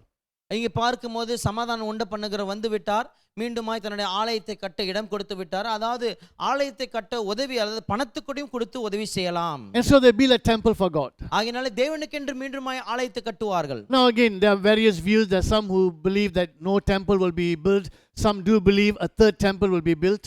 வெவ்வேறு பார்வை இதை குறித்து இருக்கிறது. சில ஆட்கள் நம்புவார்கள் ஆலயமே கட்டப்படாது என்று சொல்லி, சில ஆட்கள் சொல்லுவார்கள் மீண்டுமா இன்று மூன்றாவது ஆலயம் கட்டப்படும் என்று சொல்லி. I do believe a temple will be built based on 2 Thessalonians chapter 2 and Revelation. I do believe a temple will be built. 2 தெசலோனிக்கேயர் 2ஆம் அதிகாரத்தில் பார்க்கும்போது அதே சமயத்தில் நீங்கள் இப்படியாக வெளிப்படுத்தின விஷயத்தை கவனிப்பீர்கள் என்று சொன்னால் நான் நம்புகிறேன் மீண்டுமாய் மூன்றாவது ஆலயம் கட்டப்படும் என்று சொல்லி. Now listen carefully to this. They will build a temple for God and they will start offering animal sacrifices to God. நீங்கள் நன்றாக இதை கவனிக்க வேண்டும். அவர்கள் தேவனுக்கென்று சொல்லி ஒரு ஆலயத்தை கட்டுவார்கள். பின்பு தேவனுக்கென்று மீண்டுமாய் மிருக பலிகளை செலுத்த ஆரம்பிப்பார்கள். Bringing back the shadows. அதாவது நிழலாய் இருந்த காரியங்களை மீண்டுமாய் கொண்டு வருவார்கள். Why would they want to offer animal sacrifices? ஏன் மிருக பலிகளை மீண்டுமாய் செலுத்த வேண்டும்? Because they have rejected Jesus as their Messiah. They have rejected the once for all perfect sacrifice of Jesus. ஏனென்று சொன்னால் இயேசு கிறிஸ்துவை மேசியா என்று சொல்லி அவர்கள் புறக்கணித்து விட்டார்கள். ஒரே ஒரு தரம், அதுதான் கடைசி முற்றிலுமான முற்று பலி என்று சொல்லி பார்த்த இயேசு கிறிஸ்துவை அவர்கள் முற்றிலுமாய் அகற்றி தள்ளிவிட்டார்கள். Because they rejected that perfect sacrifice of Jesus, not recognizing him as their Messiah, they bring back the shadows. They bring back the Old Testament sacrifices. You think God is going to sanction that? பரிபூர்ணமான இந்த பலியை அவர்கள் தள்ளிவிட்டு அல்லது புறக்கணித்து விட்டு ஒரு மிருக பலியை மீண்டுமாய் கொண்டு வருவார்கள் என்று சொன்னால் ஆண்டவர் இந்த பலியை ஏற்றுக்கொண்டு அதுக்கு ஆமோதிப்பாரோ? That is an act of abomination. That is a blasphemy, if you like. That simply shows we reject the sacrifice of Christ. அதனுடைய காரியத்தை அவருடைய செயலை பார்க்கும்போது இது தீட்டான ஒரு செயலாய் இருக்கிறது. ஏனென்று சொன்னால் பிரதான பலியான இயேசு கிறிஸ்து மேசியா இயேசுவின் பலியை அவர்கள் இப்படியாக புறக்கணித்தபடியினாலே. Or they may do it thinking they're doing for God. அவர்கள் தேவனுக்கு தான் நாங்கள் செய்கிறோம் என்று சொல்லி அவர்கள் சிந்தித்து செய்யலாம். You think God will accept sacrifices which is done as a rejection of the perfect sacrifice of the Son? அதாவது தன்னுடைய குமாரனாய் இருந்த அந்த முற்றிலுமான அந்த பரிபூர்ண பலியை புறக்கணித்து விட்டு மனுஷர்கள் இப்படியாக மிருக பலியை கொண்டு வருவார்கள் என்று சொன்னால் தேவன் இந்த பலியை ஏற்றுக்கொள்வாரோ? Somewhere I think the Lord Jesus will say a time will come when people will kill you thinking they're doing God a favor. இயேசு கிறிஸ்துவானவர் ஒரு பகுதியிலே சொல்லுவார்கள், ஒரு நாட்கள் வரும் இப்படியாக மனுஷர்கள் வந்து உங்களை கொல்லுவார்கள், உங்களை கொல்லும்போது தங்கள் தேவனுக்கு தொண்டு செய்கிறார்கள் என்று சொல்லி நினைத்து செய்வார்கள் என்று சொல்லி வசனம் சொல்கிறது. Just because they think they're doing a favor for God, does that mean the killing is correct? தேவனுக்கென்று நாங்கள் தொண்டு செய்கிறோம் என்று சொல்லி ஒரு மனுஷனை கொல்லுவது சரியா? So them doing it for God doesn't mean God is going to sanction it, because that is an act of rebellion. அவர்கள் நாங்கள் தேவனுக்கு என்று சொல்லி செய்கிறோம் என்று சொல்லி செய்தால் தேவன் ஏற்றுக்கொள்வார் என்று சொல்லி பொருள் அல்ல. இது என்னத்தை காண்பிக்கிறது என்று சொன்னால் தன்னுடைய முரட்டாட்ட செயல்களை காண்பிக்கிறது. They will build a temple for God. அவர்கள் தேவனுக்கு என்று உள்ள ஆலயத்தை கட்டுவார்கள். Why? ஏன்? Because they don't recognize the temple of God. ஏனென்று சொன்னால் தேவனுடைய ஆலயத்தில் இவர்கள் தெரியாமல் கவனிக்காமல் போகிறார்கள். What is the temple of God? தேவனுடைய ஆலயம் என்றால் என்ன? What is the house of God today? இன்றைக்கு கர்த்தருடைய வீடு தேவனுடைய வீடு என்று சொல்லும்போது எது? Because of Jesus Christ, because of his perfect sacrifice, what is the temple of God? இயேசு கிறிஸ்துவும் தன்னுடைய முற்றிலுமான இந்த பலியை பரிபூர்ண பலியை நீங்கள் கவனிப்பீர்கள் சொன்னால் இன்றைக்கு பார்க்கும்போது தேவனுடைய ஆலயம் என்று சொன்னால் என்ன? 1 Corinthians chapter 3 verse 16, you yourselves, referring to the church collectively, you are the temple of God. 1 கொரிந்தியர் 3ஆம் அதிகாரத்தில் நீங்கள் கவனிக்கும் இப்படியாக நீங்களே முற்றிலுமாக ஒரு சபையை கவனிக்கும் பொழுது நீங்களே தேவனுடைய ஆலயமாய் இருக்கிறீர்கள் என்று சொல்லி நாம் கவனிக்கிறோம். That's where the Spirit of God lives. அங்கதான் பரிசுத்த ஆவியானவர் வாசம் பண்ணுகிறார். And then in chapter 6, 1 Corinthians chapter 6 verse 18, your bodies are the temple of God. 1 கொரிந்தியர் 6:18 நீங்கள் வாசிக்கும் பொழுது உங்களுடைய சரீரமே தேவனுடைய ஆலயமாய் இருக்கிறது என்று சொல்லப்படுகிறது. So as an individual Christian, we are God's temple.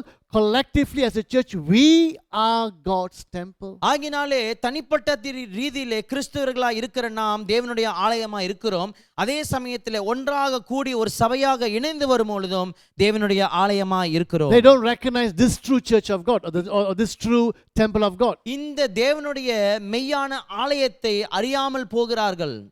They have rejected Christ as the Messiah. They have rejected his sacrifice. They have rejected his temple.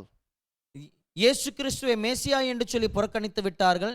இயேசு கிறிஸ்துவினுடைய அவர் பிரதான பலியாய் ஆகனதையும் புறக்கணித்து விட்டார்கள். அதே சமயத்தில் அவருடைய ஆலயமாய் இருக்கிற இன்றைக்கு இப்படி ஆலயமாய் இருக்கிற காரியத்தையும் அவர்கள் புறக்கணித்து விட்டார்கள். The church, the temple. சபை, இன்றைக்கு சபையாய் காணப்படுகிற ஆலயம். That's why they're going to build a temple for God. They're going to offer animal sacrifices for God because they have rejected Christ and his church. ஆகையால் தான் தேவனுக்கென்று சொல்லி ஒரு ஆலயத்தை கட்டப் போகிறார்கள். தேவனுக்கென்று சொல்லி மிருக பலியை மீண்டுமாய் கொண்டு வரப் போகிறார்கள். ஏனென்று சொன்னால் இதனுடைய காரணம் சபையை அவர்கள் புறக்கணித்து விட்டபடினாலே. So they are doing it in rebellion. God is not going to accept it. முரட்டாட்டத்திலே இந்த காரியத்தை செய்கிறார்கள். நிச்சயமாய் தேவன் இதை ஏற்றுக்கொள்ள மாட்டார். Who is going to sit in this temple that they're building for God? தேவனுக்கென்று கட்டுகிற ஆலயத்தில் யார் வந்து உட்கார போறா? 2 Thessalonians chapter 2, you'll read the Antichrist will go and sit in the temple that they are building for God. 2 தெசலோனிக்கேயர் 2ஆம் அதிகாரத்தில் நீங்கள் வாசிக்கலாம், அவர்கள் தேவனுக்கென்று கட்டுகிற ஆலயத்தில் அந்தி கிறிஸ்து வந்து உட்கார்ந்து கொள்வான் என்று சொல்லி. Let's think about it. இதை குறித்து கொஞ்சம் யோசித்து பார்ப்போம். So the Antichrist confirms this peace treaty or covenant, deceiving the Jews, but in the middle of it he breaks it. அந்தி கிறிஸ்துவானவன் இந்த சமாதான ஒப்பந்தத்தை கொண்டு வருவான், அந்த யூதர்களை வஞ்சித்து பின்பு இதனுடைய காலகட்டத்தில் இடையில் பார்க்கும் பொழுது அவன் இந்த ஒப்பந்தத்தை உடைப்பான் என்று சொல்லி கவனிக்கிறோம். He will command, he will stop everything that they are doing, he will go and sit in the temple. அவர்கள் செய்கிற எல்லா காரியத்தையும் அவன் ஒரு முற்றுக்கு கொண்டு வந்து விட்டு அவனே போய் ஆலயத்தில் உட்கார்ந்து கொள்வான் என்று சொல்லி பார்ப்பீர்கள். An abomination will be placed. இங்கே தீட்டான ஒரு காரியம் ஆலயத்துக்குள் வைக்கப்படும். In Revelation chapter 13 we read about the false prophet who will make an image in honor of the first beast, which is the Antichrist. இங்கே வெளிப்படுத்தின விசேஷம் 13ஆம் அதிகாரத்தில் நீங்கள் வாசிப்பீர்கள். நீங்கள் கள்ளத்தீர்க்கதரிசியை குறித்து நாம் கவனிக்கிறோம். இந்த கள்ளத்தீர்க்கதரிசியானவன் இப்படியாக அந்த முதல் மிருகமுடைய சொரூபத்தை செய்து ஆலயத்தில் கொண்டு வந்து வைப்பான் என்று சொல்லி கவனிக்கிறோம். The false prophet will give life to the image and the image can even speak. அந்த கள்ளத்தீர்க்கதரிசியானவன் இந்த சொரூபத்துக்கு இப்படியாக உயிர் கொடுத்து அந்த சொரூபம் பேச ஆரம்பிக்கும்படியாக அவன் செய்வான். Now, so 7 years, the first 3.5 years seems to be peaceful, but when the covenant is broken, the remaining 3.5 years is what we call the Great Tribulation. இந்த 7 வருஷங்களை நாம் கவனிக்கிறோம். முதல் வருஷத்தை பார்க்கும்போது ஒப்பந்தத்தின் படியினாலே இது சமாதானத்தின் வருஷமாக இருக்கும். பின்பு ஒப்பந்தம் உடையப்பட்ட பின்பு இந்த 3 வருஷ காலகட்டங்கள் மிக மோசமான காலகட்டமாக இருக்கும். Now the Great Tribulation is for 3.5 years, not 7 years. இந்த மகா உபத்திரவ காலகட்டம் எவ்வளவு காலம் என்று சொன்னால் 3 வருஷத்துக்கு தான், 7 வருஷங்கள் அல்ல. Even those who say 7 years Great Tribulation, how do they explain? First 3.5 years is peaceful, next 3.5 years will be the Great Tribulation. Even in that explanation, the first 3.5 years is peaceful. So it's not 7 years Great Tribulation, it's 3.5 years.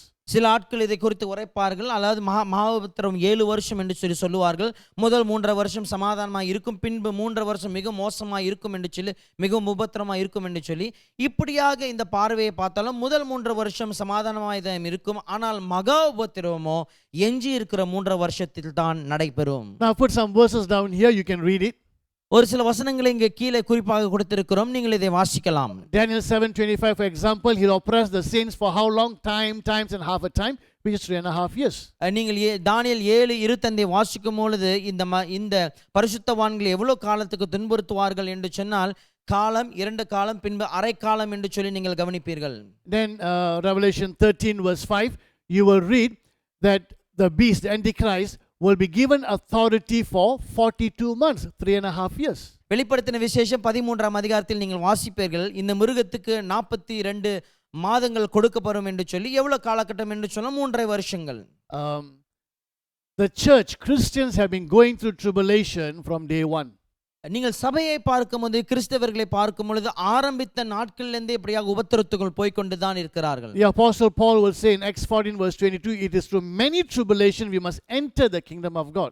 அப்போஸ்தலர் 14:22 நீங்கள் வாசிக்கும் போது அப்போஸ்தலனாகிய பவுல் இப்படியாக சொல்லுவார், அநேக உபத்திரத்தின் வழியாக நீங்கள் தேவனுடைய ராஜ்யத்துக்குள் பிரவேசிக்க வேண்டும் என்று சொல்லி. All this tribulation that the church has been going through the last 2000 years will climax at the final tribulation called the Great Tribulation, 3.5 years.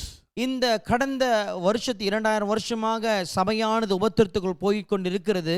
இந்த உபத்திரவம் எல்லாம் மிகவும் பெரிய மகா உபத்திரவமான கடைசி உச்சத்தில் எங்கே வந்து முடியும் என்று சொன்னால் இந்த கடைசி காலகட்டத்தில் தான். If you read the history of the Jews, they have gone through a lot of persecution as well. யூதர்களுடைய சரித்திரத்தை நீங்கள் வாசித்திருப்பீர்கள் என்று சொன்னால் அநேக உபத்திரவம் வழியில் அவங்க கடந்து போயிருக்கிறார்கள். It will climax at the last 3.5 years. ஆனாலும் இதோடைய உச்சகட்டம் எங்க என்று சொன்னால் கடைசி 3.5 வருஷங்கள் தான். Okay, that is the period when the Antichrist actually has his authority to rule.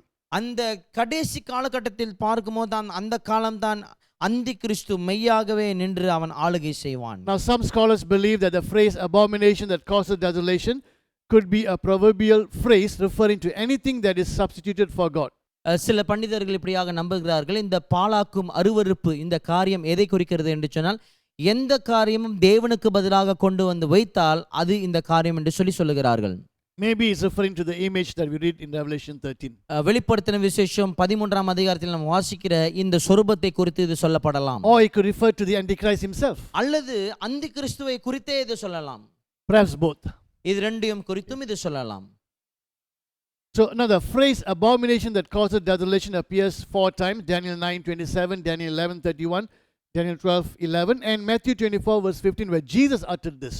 பாலாக்கும் அருவருப்பு என்கிற இந்த காரியத்தை 4 வசனத்தில் நீங்கள் பார்க்கலாம். தானியேல் 9:27, தானியேல் 11:31, தானியேல் 12:11, பின்பு இயேசு கிறிஸ்து தாமே மத்தேயு 24ஆம் அதிகாரம் 15ஆம் வசனத்தில் சொல்லுகிறதை நீங்கள் கவனிப்பீர்கள். Okay. Now we are basically done with this prophecy with the 70 weeks. I'll put a few diagrams just to go through again and again, hoping that this will help us. இந்த 70 வார தீர்க்க தரிசனத்தை இப்படியாக முற்றிலும் நாம் பார்த்திருக்கிறோம். சில வரைபடங்கள் உங்களுக்கு கொடுத்திருக்கிறோம். இதை மீண்டும் மீண்டுமாய் நீங்கள் வாசிக்கும்போது இன்னும் புரிந்துணர்வு நமக்கு வரும். So we have the whole 70 weeks now. இப்பொழுது இங்க முழு 70 வாரத்தையும் நாம் பார்க்கிறோம். So remember, the first period 7 weeks, which is 49 years, begins in 588 when the word is given to rebuild, ending in 539. The anointed one Cyrus comes. நீங்கள் ஞாபகம் வைத்து கொள்ள வேண்டும். முதல் காரியம் 7 வாரத்தை நாம் கவனிக்கிறோம். 49 வருஷங்கள். ஆரம்பம் எங்கே ஆரம்பிக்கிறது என்று சொன்னால் 588ஆம் ஆண்டில் வார்த்தையானது கொடுக்கப்படுகிறது. பின்பு 539ஆம் ஆண்டில் அங்கே முடிவடைகிறது. பின்பு அபிஷேகம் பண்ணப்பட்டவர் வருகிறார். Then there's a gap. பின்பு இடைக்காலம் ஒன்று உண்டு. Again I remind you, remember prophetic compression, putting it together. நீங்கள் ஞாபகம் வைத்துக் கொள்ள மீண்டும் உங்களுக்கு சொல்லுகிறேன், இந்த தீர்க்க தரிசன அடக்கத்தை முழுசாக கொடுத்திருக்கிறார்கள். Then we have the second period, which is 62 weeks or 434 years, starts in 440 when Nehemiah comes to rebuild Jerusalem, ends in 6 BC, the birth of the Messiah. இரண்டாவது காலகட்டத்தை பார்க்கும்போது 62 வாரங்கள் 434 வருஷங்கள் பார்க்கிறோம். எங்கே ஆரம்பிக்கிறது என்று சொன்னால் 440வது வருஷத்தில் ஆரம்பிக்கிறது. நெகேமியா மீண்டுமாய் வந்து ஆலயத்தையும் எருசலேமையும் கட்டுகிறார். பின்பு அதன் முடிவானது 6ஆம் வருஷத்தில் முடிவடைகிறது. எப்பொழுது என்று சொன்னால் மேசியா இயேசு கிறிஸ்து பிறக்கும் பொழுது. Then after the 62 weeks something happens. 62 வாரம் முடிந்த பின்பு ஒரு காரியம் நடக்கிறது. When it happens we are not told, but now we know since it's already happened. எப்பொழுது அது நடந்தது என்று சொல்லப்படவில்லை, ஆனாலும் இப்பொழுது நடந்து முடிந்தபடினாலே நாம் நன்றாக அறிந்திருக்கிறோம். The Messiah who arrives in 6 BC is cut off, and then Titus comes and he destroys the city and the temple. கிமு 6ஆம் ஆண்டில் வந்த மேசியா இப்படியாக அவர் பிறக்கிறார். பின்பு அவர் இப்படியாக கொல்லப்படுகிறார் என்று சொல்லி நீங்கள் கவனிக்கலாம். Then we have the final 1 week or 7 years. பின்பு நீங்கள் பார்க்கும்போது கடைசி ஒரு வாரம் அல்லது 7 வருஷத்தை நாம் பார்த்து கொண்டு Of வருகிறோம். course that's still in the future for us, so we don't know when it happens. நிச்சயமா இது எங்க நடக்கிறது நமக்கு தெரியாது. எதிர்காலத்தில் தான் வரப்போகிறது. But there's a confirming of a covenant for 7 years, so divided into 3.5 years and 3.5 years. During when the covenant is confirmed, temple is rebuilt and sacrifices are being offered again. ஆனாலும் இங்க நமக்கு தெரியும் இப்படியாக ஒரு உடன்படிக்கை 7 வருடத்துக்கு உறுதிப்படுத்தப்படும் என்று சொல்லி, அதாவது 3.5 வருஷம் இந்த 3 வருஷம் இந்த காலகட்டத்தின் இடையிலே மீண்டுமாய் ஆலயம் கட்டப்படும் என்று சொல்லி நாம் அறிந்திருக்கிறோம். But after 3.5 years, the breaking of the covenant, and then starts what's called the Great Tribulation for the last 3.5 years. 3 வருஷம் கழித்த பின்பு இப்படியாக இந்த உடன்படிக்கை உடைக்கப்படும். பின்பு இன்னும் எஞ்சிருக்கிற 3 வருஷங்கள் மகா உபத்திர காலகட்டம் என்று சொல்லி நாம் அறிந்திருக்கிறோம். Now let's look at the 4 individuals. இந்த 4 நபர்களை குறித்து நாம் பார்ப்போமாக. In verse 25 you read about the anointed one who will come. That anointed one is Cyrus. So we have the coming of the anointed one, the prince. இங்கே பார்க்கும்போது 25ஆம் வசனத்தில் நாம் கவனிக்கிறோம், முதலாவது அபிஷேகம் பண்ணப்பட்ட வருவார், அவர்தான் கோரேஸ் ராஜா. அவர் யார் என்று சொன்னால் அபிஷேகம் பண்ணப்பட்ட அதிபதி என்று சொல்லப்பட்டிருக்கிறோம். Then in verse 26, the first part, we have another anointed one. This is Christ Jesus, and we also have the crucifixion of the Messiah. இங்கே 26ஆம் வசனத்தில் முதல் நீங்கள் பகுதியை கவனிப்பீர்கள் என்று சொன்னால் இங்கே அபிஷேகம் பண்ணப்பட்டவரை குறித்து இருக்கிறது. இங்கே தான் இயேசு கிறிஸ்துவை நாம் கவனிக்கிறோம். பின்பு அவர் என்ன செய்யப்படுகிறார் என்று சொன்னால் அவர் சிலுவையிலே அறையப்படுகிறார். Then the third person is a ruler who will come, that's Commander Titus, and we have the crushing of the city and temple. மூன்றாவது அதிபதியை நாம் பார்க்கிறோம். அவர் வருகிறார். அவர்தான் இந்த அதிபதி தீத்துவை குறித்து கவனிக்கிறோம். அவர் இப்படியாக நகரத்தையும் ஆலயத்தையும் முற்றிலுமாக அழிக்கிறதை நாம் கவனிக்கிறோம். And we have the fourth person in verse 27 who will come, that is Antichrist. The reason I put Christ anti is so that it's easy to remember. 4 C's: Christ, Cyrus Christ, Commander, the Antichrist, and we have a confirmation of a covenant. இங்கே பார்க்கும்போது பின்பு அவன் என்று சொல்லப்பட்டிருக்கிறது. இந்த அந்தி கிறிஸ்து தோன்றி வருவான். அவன் என்ன செய்வான் என்று சொன்னால் இந்த உடன்படிக்கையை அவன் உறுதிப்படுத்துவான். So remember the 4 individuals who are mentioned. நீங்கள் இந்த சொல்லப்பட்ட இந்த 4 நபர்களை ஞாபகம் வைத்துக் கொள்ள வேண்டும். Now the same thing again. மீண்டும் அதே ஒரு காரியம் வரைபடமாய் பார்க்கிறோம். I'm putting a few diagrams so that we can see from different angles. Hopefully when you look at this again, it will help you to understand and remember. இது வெவ்வேறு வரைபடங்களாய் பார்க்கிறோம் என்று சொன்னால் நீங்கள் இதெல்லாம் மீண்டும் மீண்டுமாய் கவனிக்கும் பொழுது இன்னும் புரிந்து கொள்ள இன்னும் உங்களுக்கு சுலபமாக இருக்கும்படியாக தான். So the first period 588 to 539 is 7 weeks or 49 years. The word is issued, Cyrus comes. இங்கே முதல் காலகட்டத்தை பார்க்கும்போது 588ஆம் ஆண்டில் இப்படியாக கொடுக்கப்படுகிறது. 539ஆம் ஆண்டில் முடிவடைகிறது. 7 வார கட்டங்கள் அல்லது 49 வருஷங்கள் இங்கே வார்த்தையானது கொடுக்கப்படுகிறது. பின்பு அதற்கு பிறகு கோரேஸ் ராஜா எழும்பி வருகிறதை கவனிப்பீர்கள். Then we have a gap. பின்பு இடைக்காலம் ஒன்று உண்டு. Then period number 2 starts in 440, ends in 6 BC, 62 weeks or 434 years. We have the rebuilding of Jerusalem and the birth of Christ. பின்பு இரண்டாவது காலகட்டத்தை நீங்கள் கவனிக்கும் போது 440ஆம் வருஷத்தில் ஆரம்பிக்கிறது. 6ஆம் வருஷத்தில் முடிவடைகிறது. 62 வாரங்களை குறிக்கிறது. 434 வருஷங்களை குறிக்கப்படுகிறது. இங்கே ஆலயம் மீண்டுமாய் கட்டப்படுகிறது. பின்பு இயேசு கிறிஸ்து பிறக்கிறார். Then we have a gap. பின்பு இன்னொரு இடைக்காலம் இருக்கிறது. Is during this gap Christ is crucified and Titus destroys the city. Now the birth of Christ I put AD 27 because if you plus 6, 33, Christ was 33 plus when he was crucified. இங்கே நீங்கள் அந்த இடைக்காலத்து கட்டக்கு பின்பு நீங்கள் கவனிக்கும் பொழுது இயேசு கிறிஸ்துவான கொல்லப்படுகிறார். இங்கே கிபி 27ஆம் ஆண்டு என்று போட்டிருக்கிறோம். என்று சொன்னால் இயேசு கிறிஸ்துக்கு அப்போ 33 வருஷ வயது கூடையாக இருக்கும். பின்பு இங்கே பார்க்கும் பொழுது மீண்டுமாய் 70இல் ஆலயம் அழைக்கப்படுகிறது. Then there's a gap. பின்பு இன்னொரு இலை காலகட்டம். Now the other 2 views that we saw, they saw this gap but somehow they didn't see the other gaps. அதாவது மற்ற 2 பார்வைகளை நாம் கவனித்திருக்கிறோம். இந்த கடைசி காலகட்ட இடைக்காலத்தை கவனித்திருக்கிறார்கள். ஆனால் முன்னுக்கு ஏற்பட்ட இடைக்காலங்களை அவர்கள் கவனிக்காமல் போயிட்டார்கள். In other words, they saw this period as a gap but did not recognize this period. அதாவது இந்த காலகட்டத்தை ஒரு இடைக்காலம் என்று சொல்லி கவனித்தார்கள். ஆனால் முதல் காலகட்டத்தில் ஒரு இடைவெளி இருக்கிறது என்று சொல்லி கவனிக்காமல் போனார்கள். Then we have the last 1 week or 7 years, the first 3.5 years, the Antichrist confirms a covenant. It is peaceful. The remaining 3.5 years when he breaks the covenant with a great tribulation. கடைசியாக பார்க்கும்போது 7 வருஷங்கள் எஞ்சி இருக்கிறது. ஒரு வாரம் என்று சொல்லி நாம் சொல்லுவோம். 3 வருஷ காலகட்டத்தில் பார்க்கும்போது அந்தி கிறிஸ்துவானவன் ஒரு ஒப்பந்தத்தை உடன்படிக்கையை உறுதிப்படுத்துவான். பின்பு 3 வருஷத்தில் உடைப்பான். 3 கடைசி வருஷத்தில் பார்க்கும் மகா உபத்திரவம் நடைபெறும் என்று சொல்லி. Okay, so 7 weeks, 49 years, Cyrus comes. 7 வாரம் 49 வருஷங்கள் கோரேஸ் வருகிறார். Then we have a gap. பின்பு ஒரு இடைக்காலகட்டம். 62 weeks, 434 years. Now Jesus and Titus they come. பின்பு 62 வாரங்கள் 434 வருஷங்கள் இயேசுவும் தீத்துவும் வருகிறார்கள். Then we have a gap. பின்பு இன்னொரு இடைக்காலகட்டம். We are living in this gap. இப்பொழுது நாம் இந்த இடைக்காலகட்டத்தில் தான் வாழ்ந்து கொண்டிருக்கிறோம். Waiting for the final 1 week, the final 7 years when the Antichrist will come. அந்த ஒரு கடைசி வாரத்துக்காக அல்லது 7 வருஷத்துக்காக நாம் காத்து கொண்டிருக்கிறோம். எது என்று சொன்னால் அந்தி கிறிஸ்துவின் காலகட்டத்துக்கு தான். Now we are done with this prophecy. இந்த 7 வார தீர்க்க தரிசனத்தை நாம் ஒரு முடிவுக்கு கொண்டு Now I've done a paraphrase on these 4 verses. இந்த வசனத்தை குறித்து ஒரு சில காரியங்களை கவனிக்கும்படியாக சுருக்கமாக நான் கொடுத்திருக்கிறேன். It'll be good for you to type this down, keep it in your Bible, and when you're reading it, if not so clear, just compare this. This is more like a commentary. So I've done a paraphrase on these 4 verses. இந்த வசனத்தை குறித்து இப்படியாக ஒப்பிடு நான் செய்திருக்கிறேன். ஆகினால் நீங்கள் இதை print பண்ணி வைத்துக்கொள்ளலாம், அச்சடித்து வைப்பீர்கள் என்று சொல்லி நீங்கள் வாசிக்கும்போது புரியவில்லை என்று சொன்னால் இதை நீங்கள் திருப்பி பார்த்துக்கொள்ளலாம். I've added the years into this, so will make it easier when we read. இதில் வருஷங்களை நான் குறிப்பிட்டு கொடுத்திருக்கிறேன் என்று சொன்னால் நீங்கள் வாசிக்கும் போது உங்களுக்கு சுலபமாக இருக்கும்படியாக. Okay, so verse 24. 24வது வசனம். 77s, that is 490 years, are set apart for your people, the Jews, and your holy city, that's Jerusalem, to bring an end to the transgression, to end sin, to atone for wickedness, to bring everlasting righteousness, to seal up vision and prophecy, and to anoint the most holy place.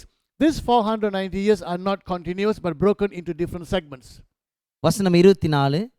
77 அதாவது 490 ஆண்டுகள் உங்கள் மக்களுக்கும் அதாவது யூதர்களுக்கும் உங்கள் புனித நகரத்திற்கும் அதாவது எருசலேம் மீறுதலை தவிர்க்கவும் பாவங்களை தொலைக்கிறதற்கும் அக்கிரமத்தை நிவர்த்தி பண்ணுகிறதற்கும் நித்திய நீதியை வரவுக்கிறதற்கும் தரிசனத்தையும் தீர்க்க தரிசனத்தையும் முத்திரிக்கிறதற்கும் மகா பரிசுத்தம் ஸ்தலம் அபிஷேகம் பண்ணுவதற்கும் முடிவுக்கு வர ஒடுக்கப்பட்டுள்ளது.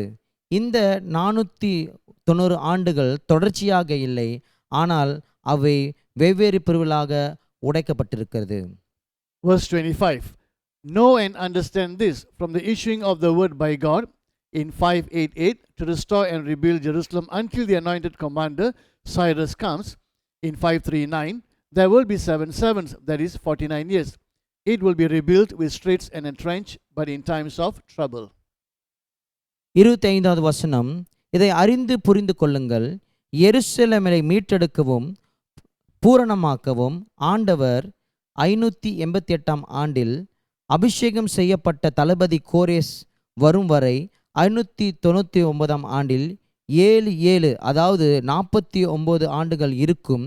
இது வீதிகளும் அலங்கமும் மறுபடியும் கட்டப்படும், ஆனாலும் இடுக்கமான காலங்களில் இப்படியாகும். Verse 26. After a period of 62 sevens, that is 434 years, the anointed one, that is the Messiah, will come. The Messiah comes or is born in 6 BC. And so the 434 years will begin in 440 when Nehemiah goes to Jerusalem to rebuild it. After some time, the Messiah is cut off or killed for the sins of others. Later, the people of the ruler, that is the general Titus and the Romans, will come and destroy the city and the sanctuary. There will be war and destruction. வசனம் 26. 62 காலங்களுக்கு பிறகு, அதாவது 434 ஆண்டுகள் அபிஷேகம் செய்யப்பட்டவர் அதாவது மேசியா வருவார். மேசியா கிமு 6ஆம் ஆண்டில் பிறப்பார் அல்லது பிறக்கிறார். எனவே 434 ஆண்டுகள் 440ஆம் ஆண்டில் நெகேமியா எருசலேமுக்கு பூரணமாக்க செல்லும்போது தொடங்கும். சிறிது நேரத்துக்கு பிறகு மேசியா மற்றவர்களின் பாவங்களுக்காக சங்கரிக்கப்படுவார் அல்லது கொல்லப்படுகிறார். பின்னர் ஆட்சியாளரின் மக்கள் அதாவது தளபதி தீத்து மற்றும் ரோமானியர்கள் வந்து நகரத்தையும் பரிசுத்த ஸ்தலத்தையும் அழிப்பார்கள். போரும் அழிவும் இருக்கும். Verse 27. The last 7 years will occur when he, that is the little horn you have seen in the earlier visions, will confirm a covenant with many for 7 years. This little horn is the Antichrist. In the middle of the 7 years, he will stop sacrifices from being offered and will put up a disgusting idol in the temple. But he will come to an end just as has been decreed. வசனம் 27. கடைசியாக 7 ஆண்டுகளில் அவன், அதாவது முந்தைய தரிசனங்களில் நீங்கள் பார்த்த சிறிய கொம்பு, பலரோடும் 7 ஆண்டுகள் ஒரு உடன்படிக்கையை உறுதிப்படுத்தி, இந்த சிறிய கொம்பு அந்தி கிறிஸ்து. 7 ஆண்டுகளுக்கு நடுவில் அவன் பலிகளை வழங்குவதை நிறுத்தி ஆலயத்தில் ஒரு அருவருப்பான சிலையை வைப்பான். ஆனால் அவன் கட்டளையிடப்பட்டதை போலவே முடிவுக்கு வருவான். Right. So I hope this paraphrase will help you when you're reading that prophecy verses 24 to 27. இந்த 24ஆம் வசனத்திலிருந்து 27ஆம் வசனம் வரை நீங்கள் வாசிக்கும் பொழுது இந்த ஒற்றை காரியங்கள் அதாவது ஒற்றை வசனமானது உங்களுக்கு உதவி செய்யும் என்று சொல்லி நான் நம்புகிறேன். There's a lot to digest and decipher. There's a lot to think through. நிச்சயமா இதை நாம் நிர்ணயிக்க வேண்டும் என்று சொன்னால் அநேக காரியங்கள் இருக்குது நாம் யோசிக்கும்படியாக. So again, if you want to have a good grasp of this prophecy and also the other prophecies, this session of this series of teaching is something you have to hear again and again. That will help us when you open the book of Daniel, it will help you immediately to understand what it means. இந்த தீர்க்க தரிசனங்களாக இருந்தாலும் சரி, இல்லை மற்ற தீர்க்க தரிசனங்களாக இருந்தாலும் சரி, நீங்கள் நல்லா ஞாபகம் வைத்துக்கொள்ள வேண்டும், நல்லா புரிய வேண்டும் என்று சொன்னால் மீண்டும் மீண்டுமா இந்த செய்தி நீங்கள் கேட்கும் பொழுதுதான் இந்த தீர்க்க தரிசனத்தை பற்றி பிரசங்கம் பண்ணப்பட்டாலும் நீங்கள் இதனுடைய வசனத்தை எடுத்து வாசித்தாலும் உடனே உங்களுக்கு புரிந்து கொள்ள முடியும். Certainly, because many years are involved, there is something you have to listen a few times. இதில் அநேக வருடங்கள் உட்பட்டிருக்கிறபடினாலே நிச்சயமா மீண்டும் மீண்டுமாய் செவி மடுப்பது தான் சிறந்ததான ஒரு காரியம். So in our next session we are going to be looking at the Antichrist. அடுத்த பகுதியில் பார்க்கும்போது அந்தி கிறிஸ்துவை குறித்து நாம் கவனிக்க போகிறோம். God has not only given us a profile of the Antichrist, He's also given us the specific location where the Antichrist will come from. அந்தி கிறிஸ்துவினுடைய அடையாளங்கள் மாத்திரமல்ல, ஆனாலும் எந்த இடத்திலிருந்து குறிப்பாக அவன் புறப்பட்டு வரப்போகிறான் என்று சொல்லியும் ஆண்டவர் நமக்கு கொடுத்திருக்கிறார். Now, if you have found this helpful, I encourage you to forward to your friends and also subscribe in our YouTube channel. இது உங்களுக்கு உதவியாக இருந்திருக்கும் என்று சொன்னால் இது உங்கள் நண்பர்களிடத்திலும் பகிர்ந்து கொள்ளுங்கள். அதே சமயத்தில் எங்கள் யூடியூப் சேனலையும் subscribe பண்ணிக்கொள்ளுங்கள். God bless you. See you in the next session. கர்த்தர் உங்களை ஆசீர்வதிப்பாராக. அடுத்த பகுதியில் உங்களை நாங்கள் சந்திக்கிறோம்.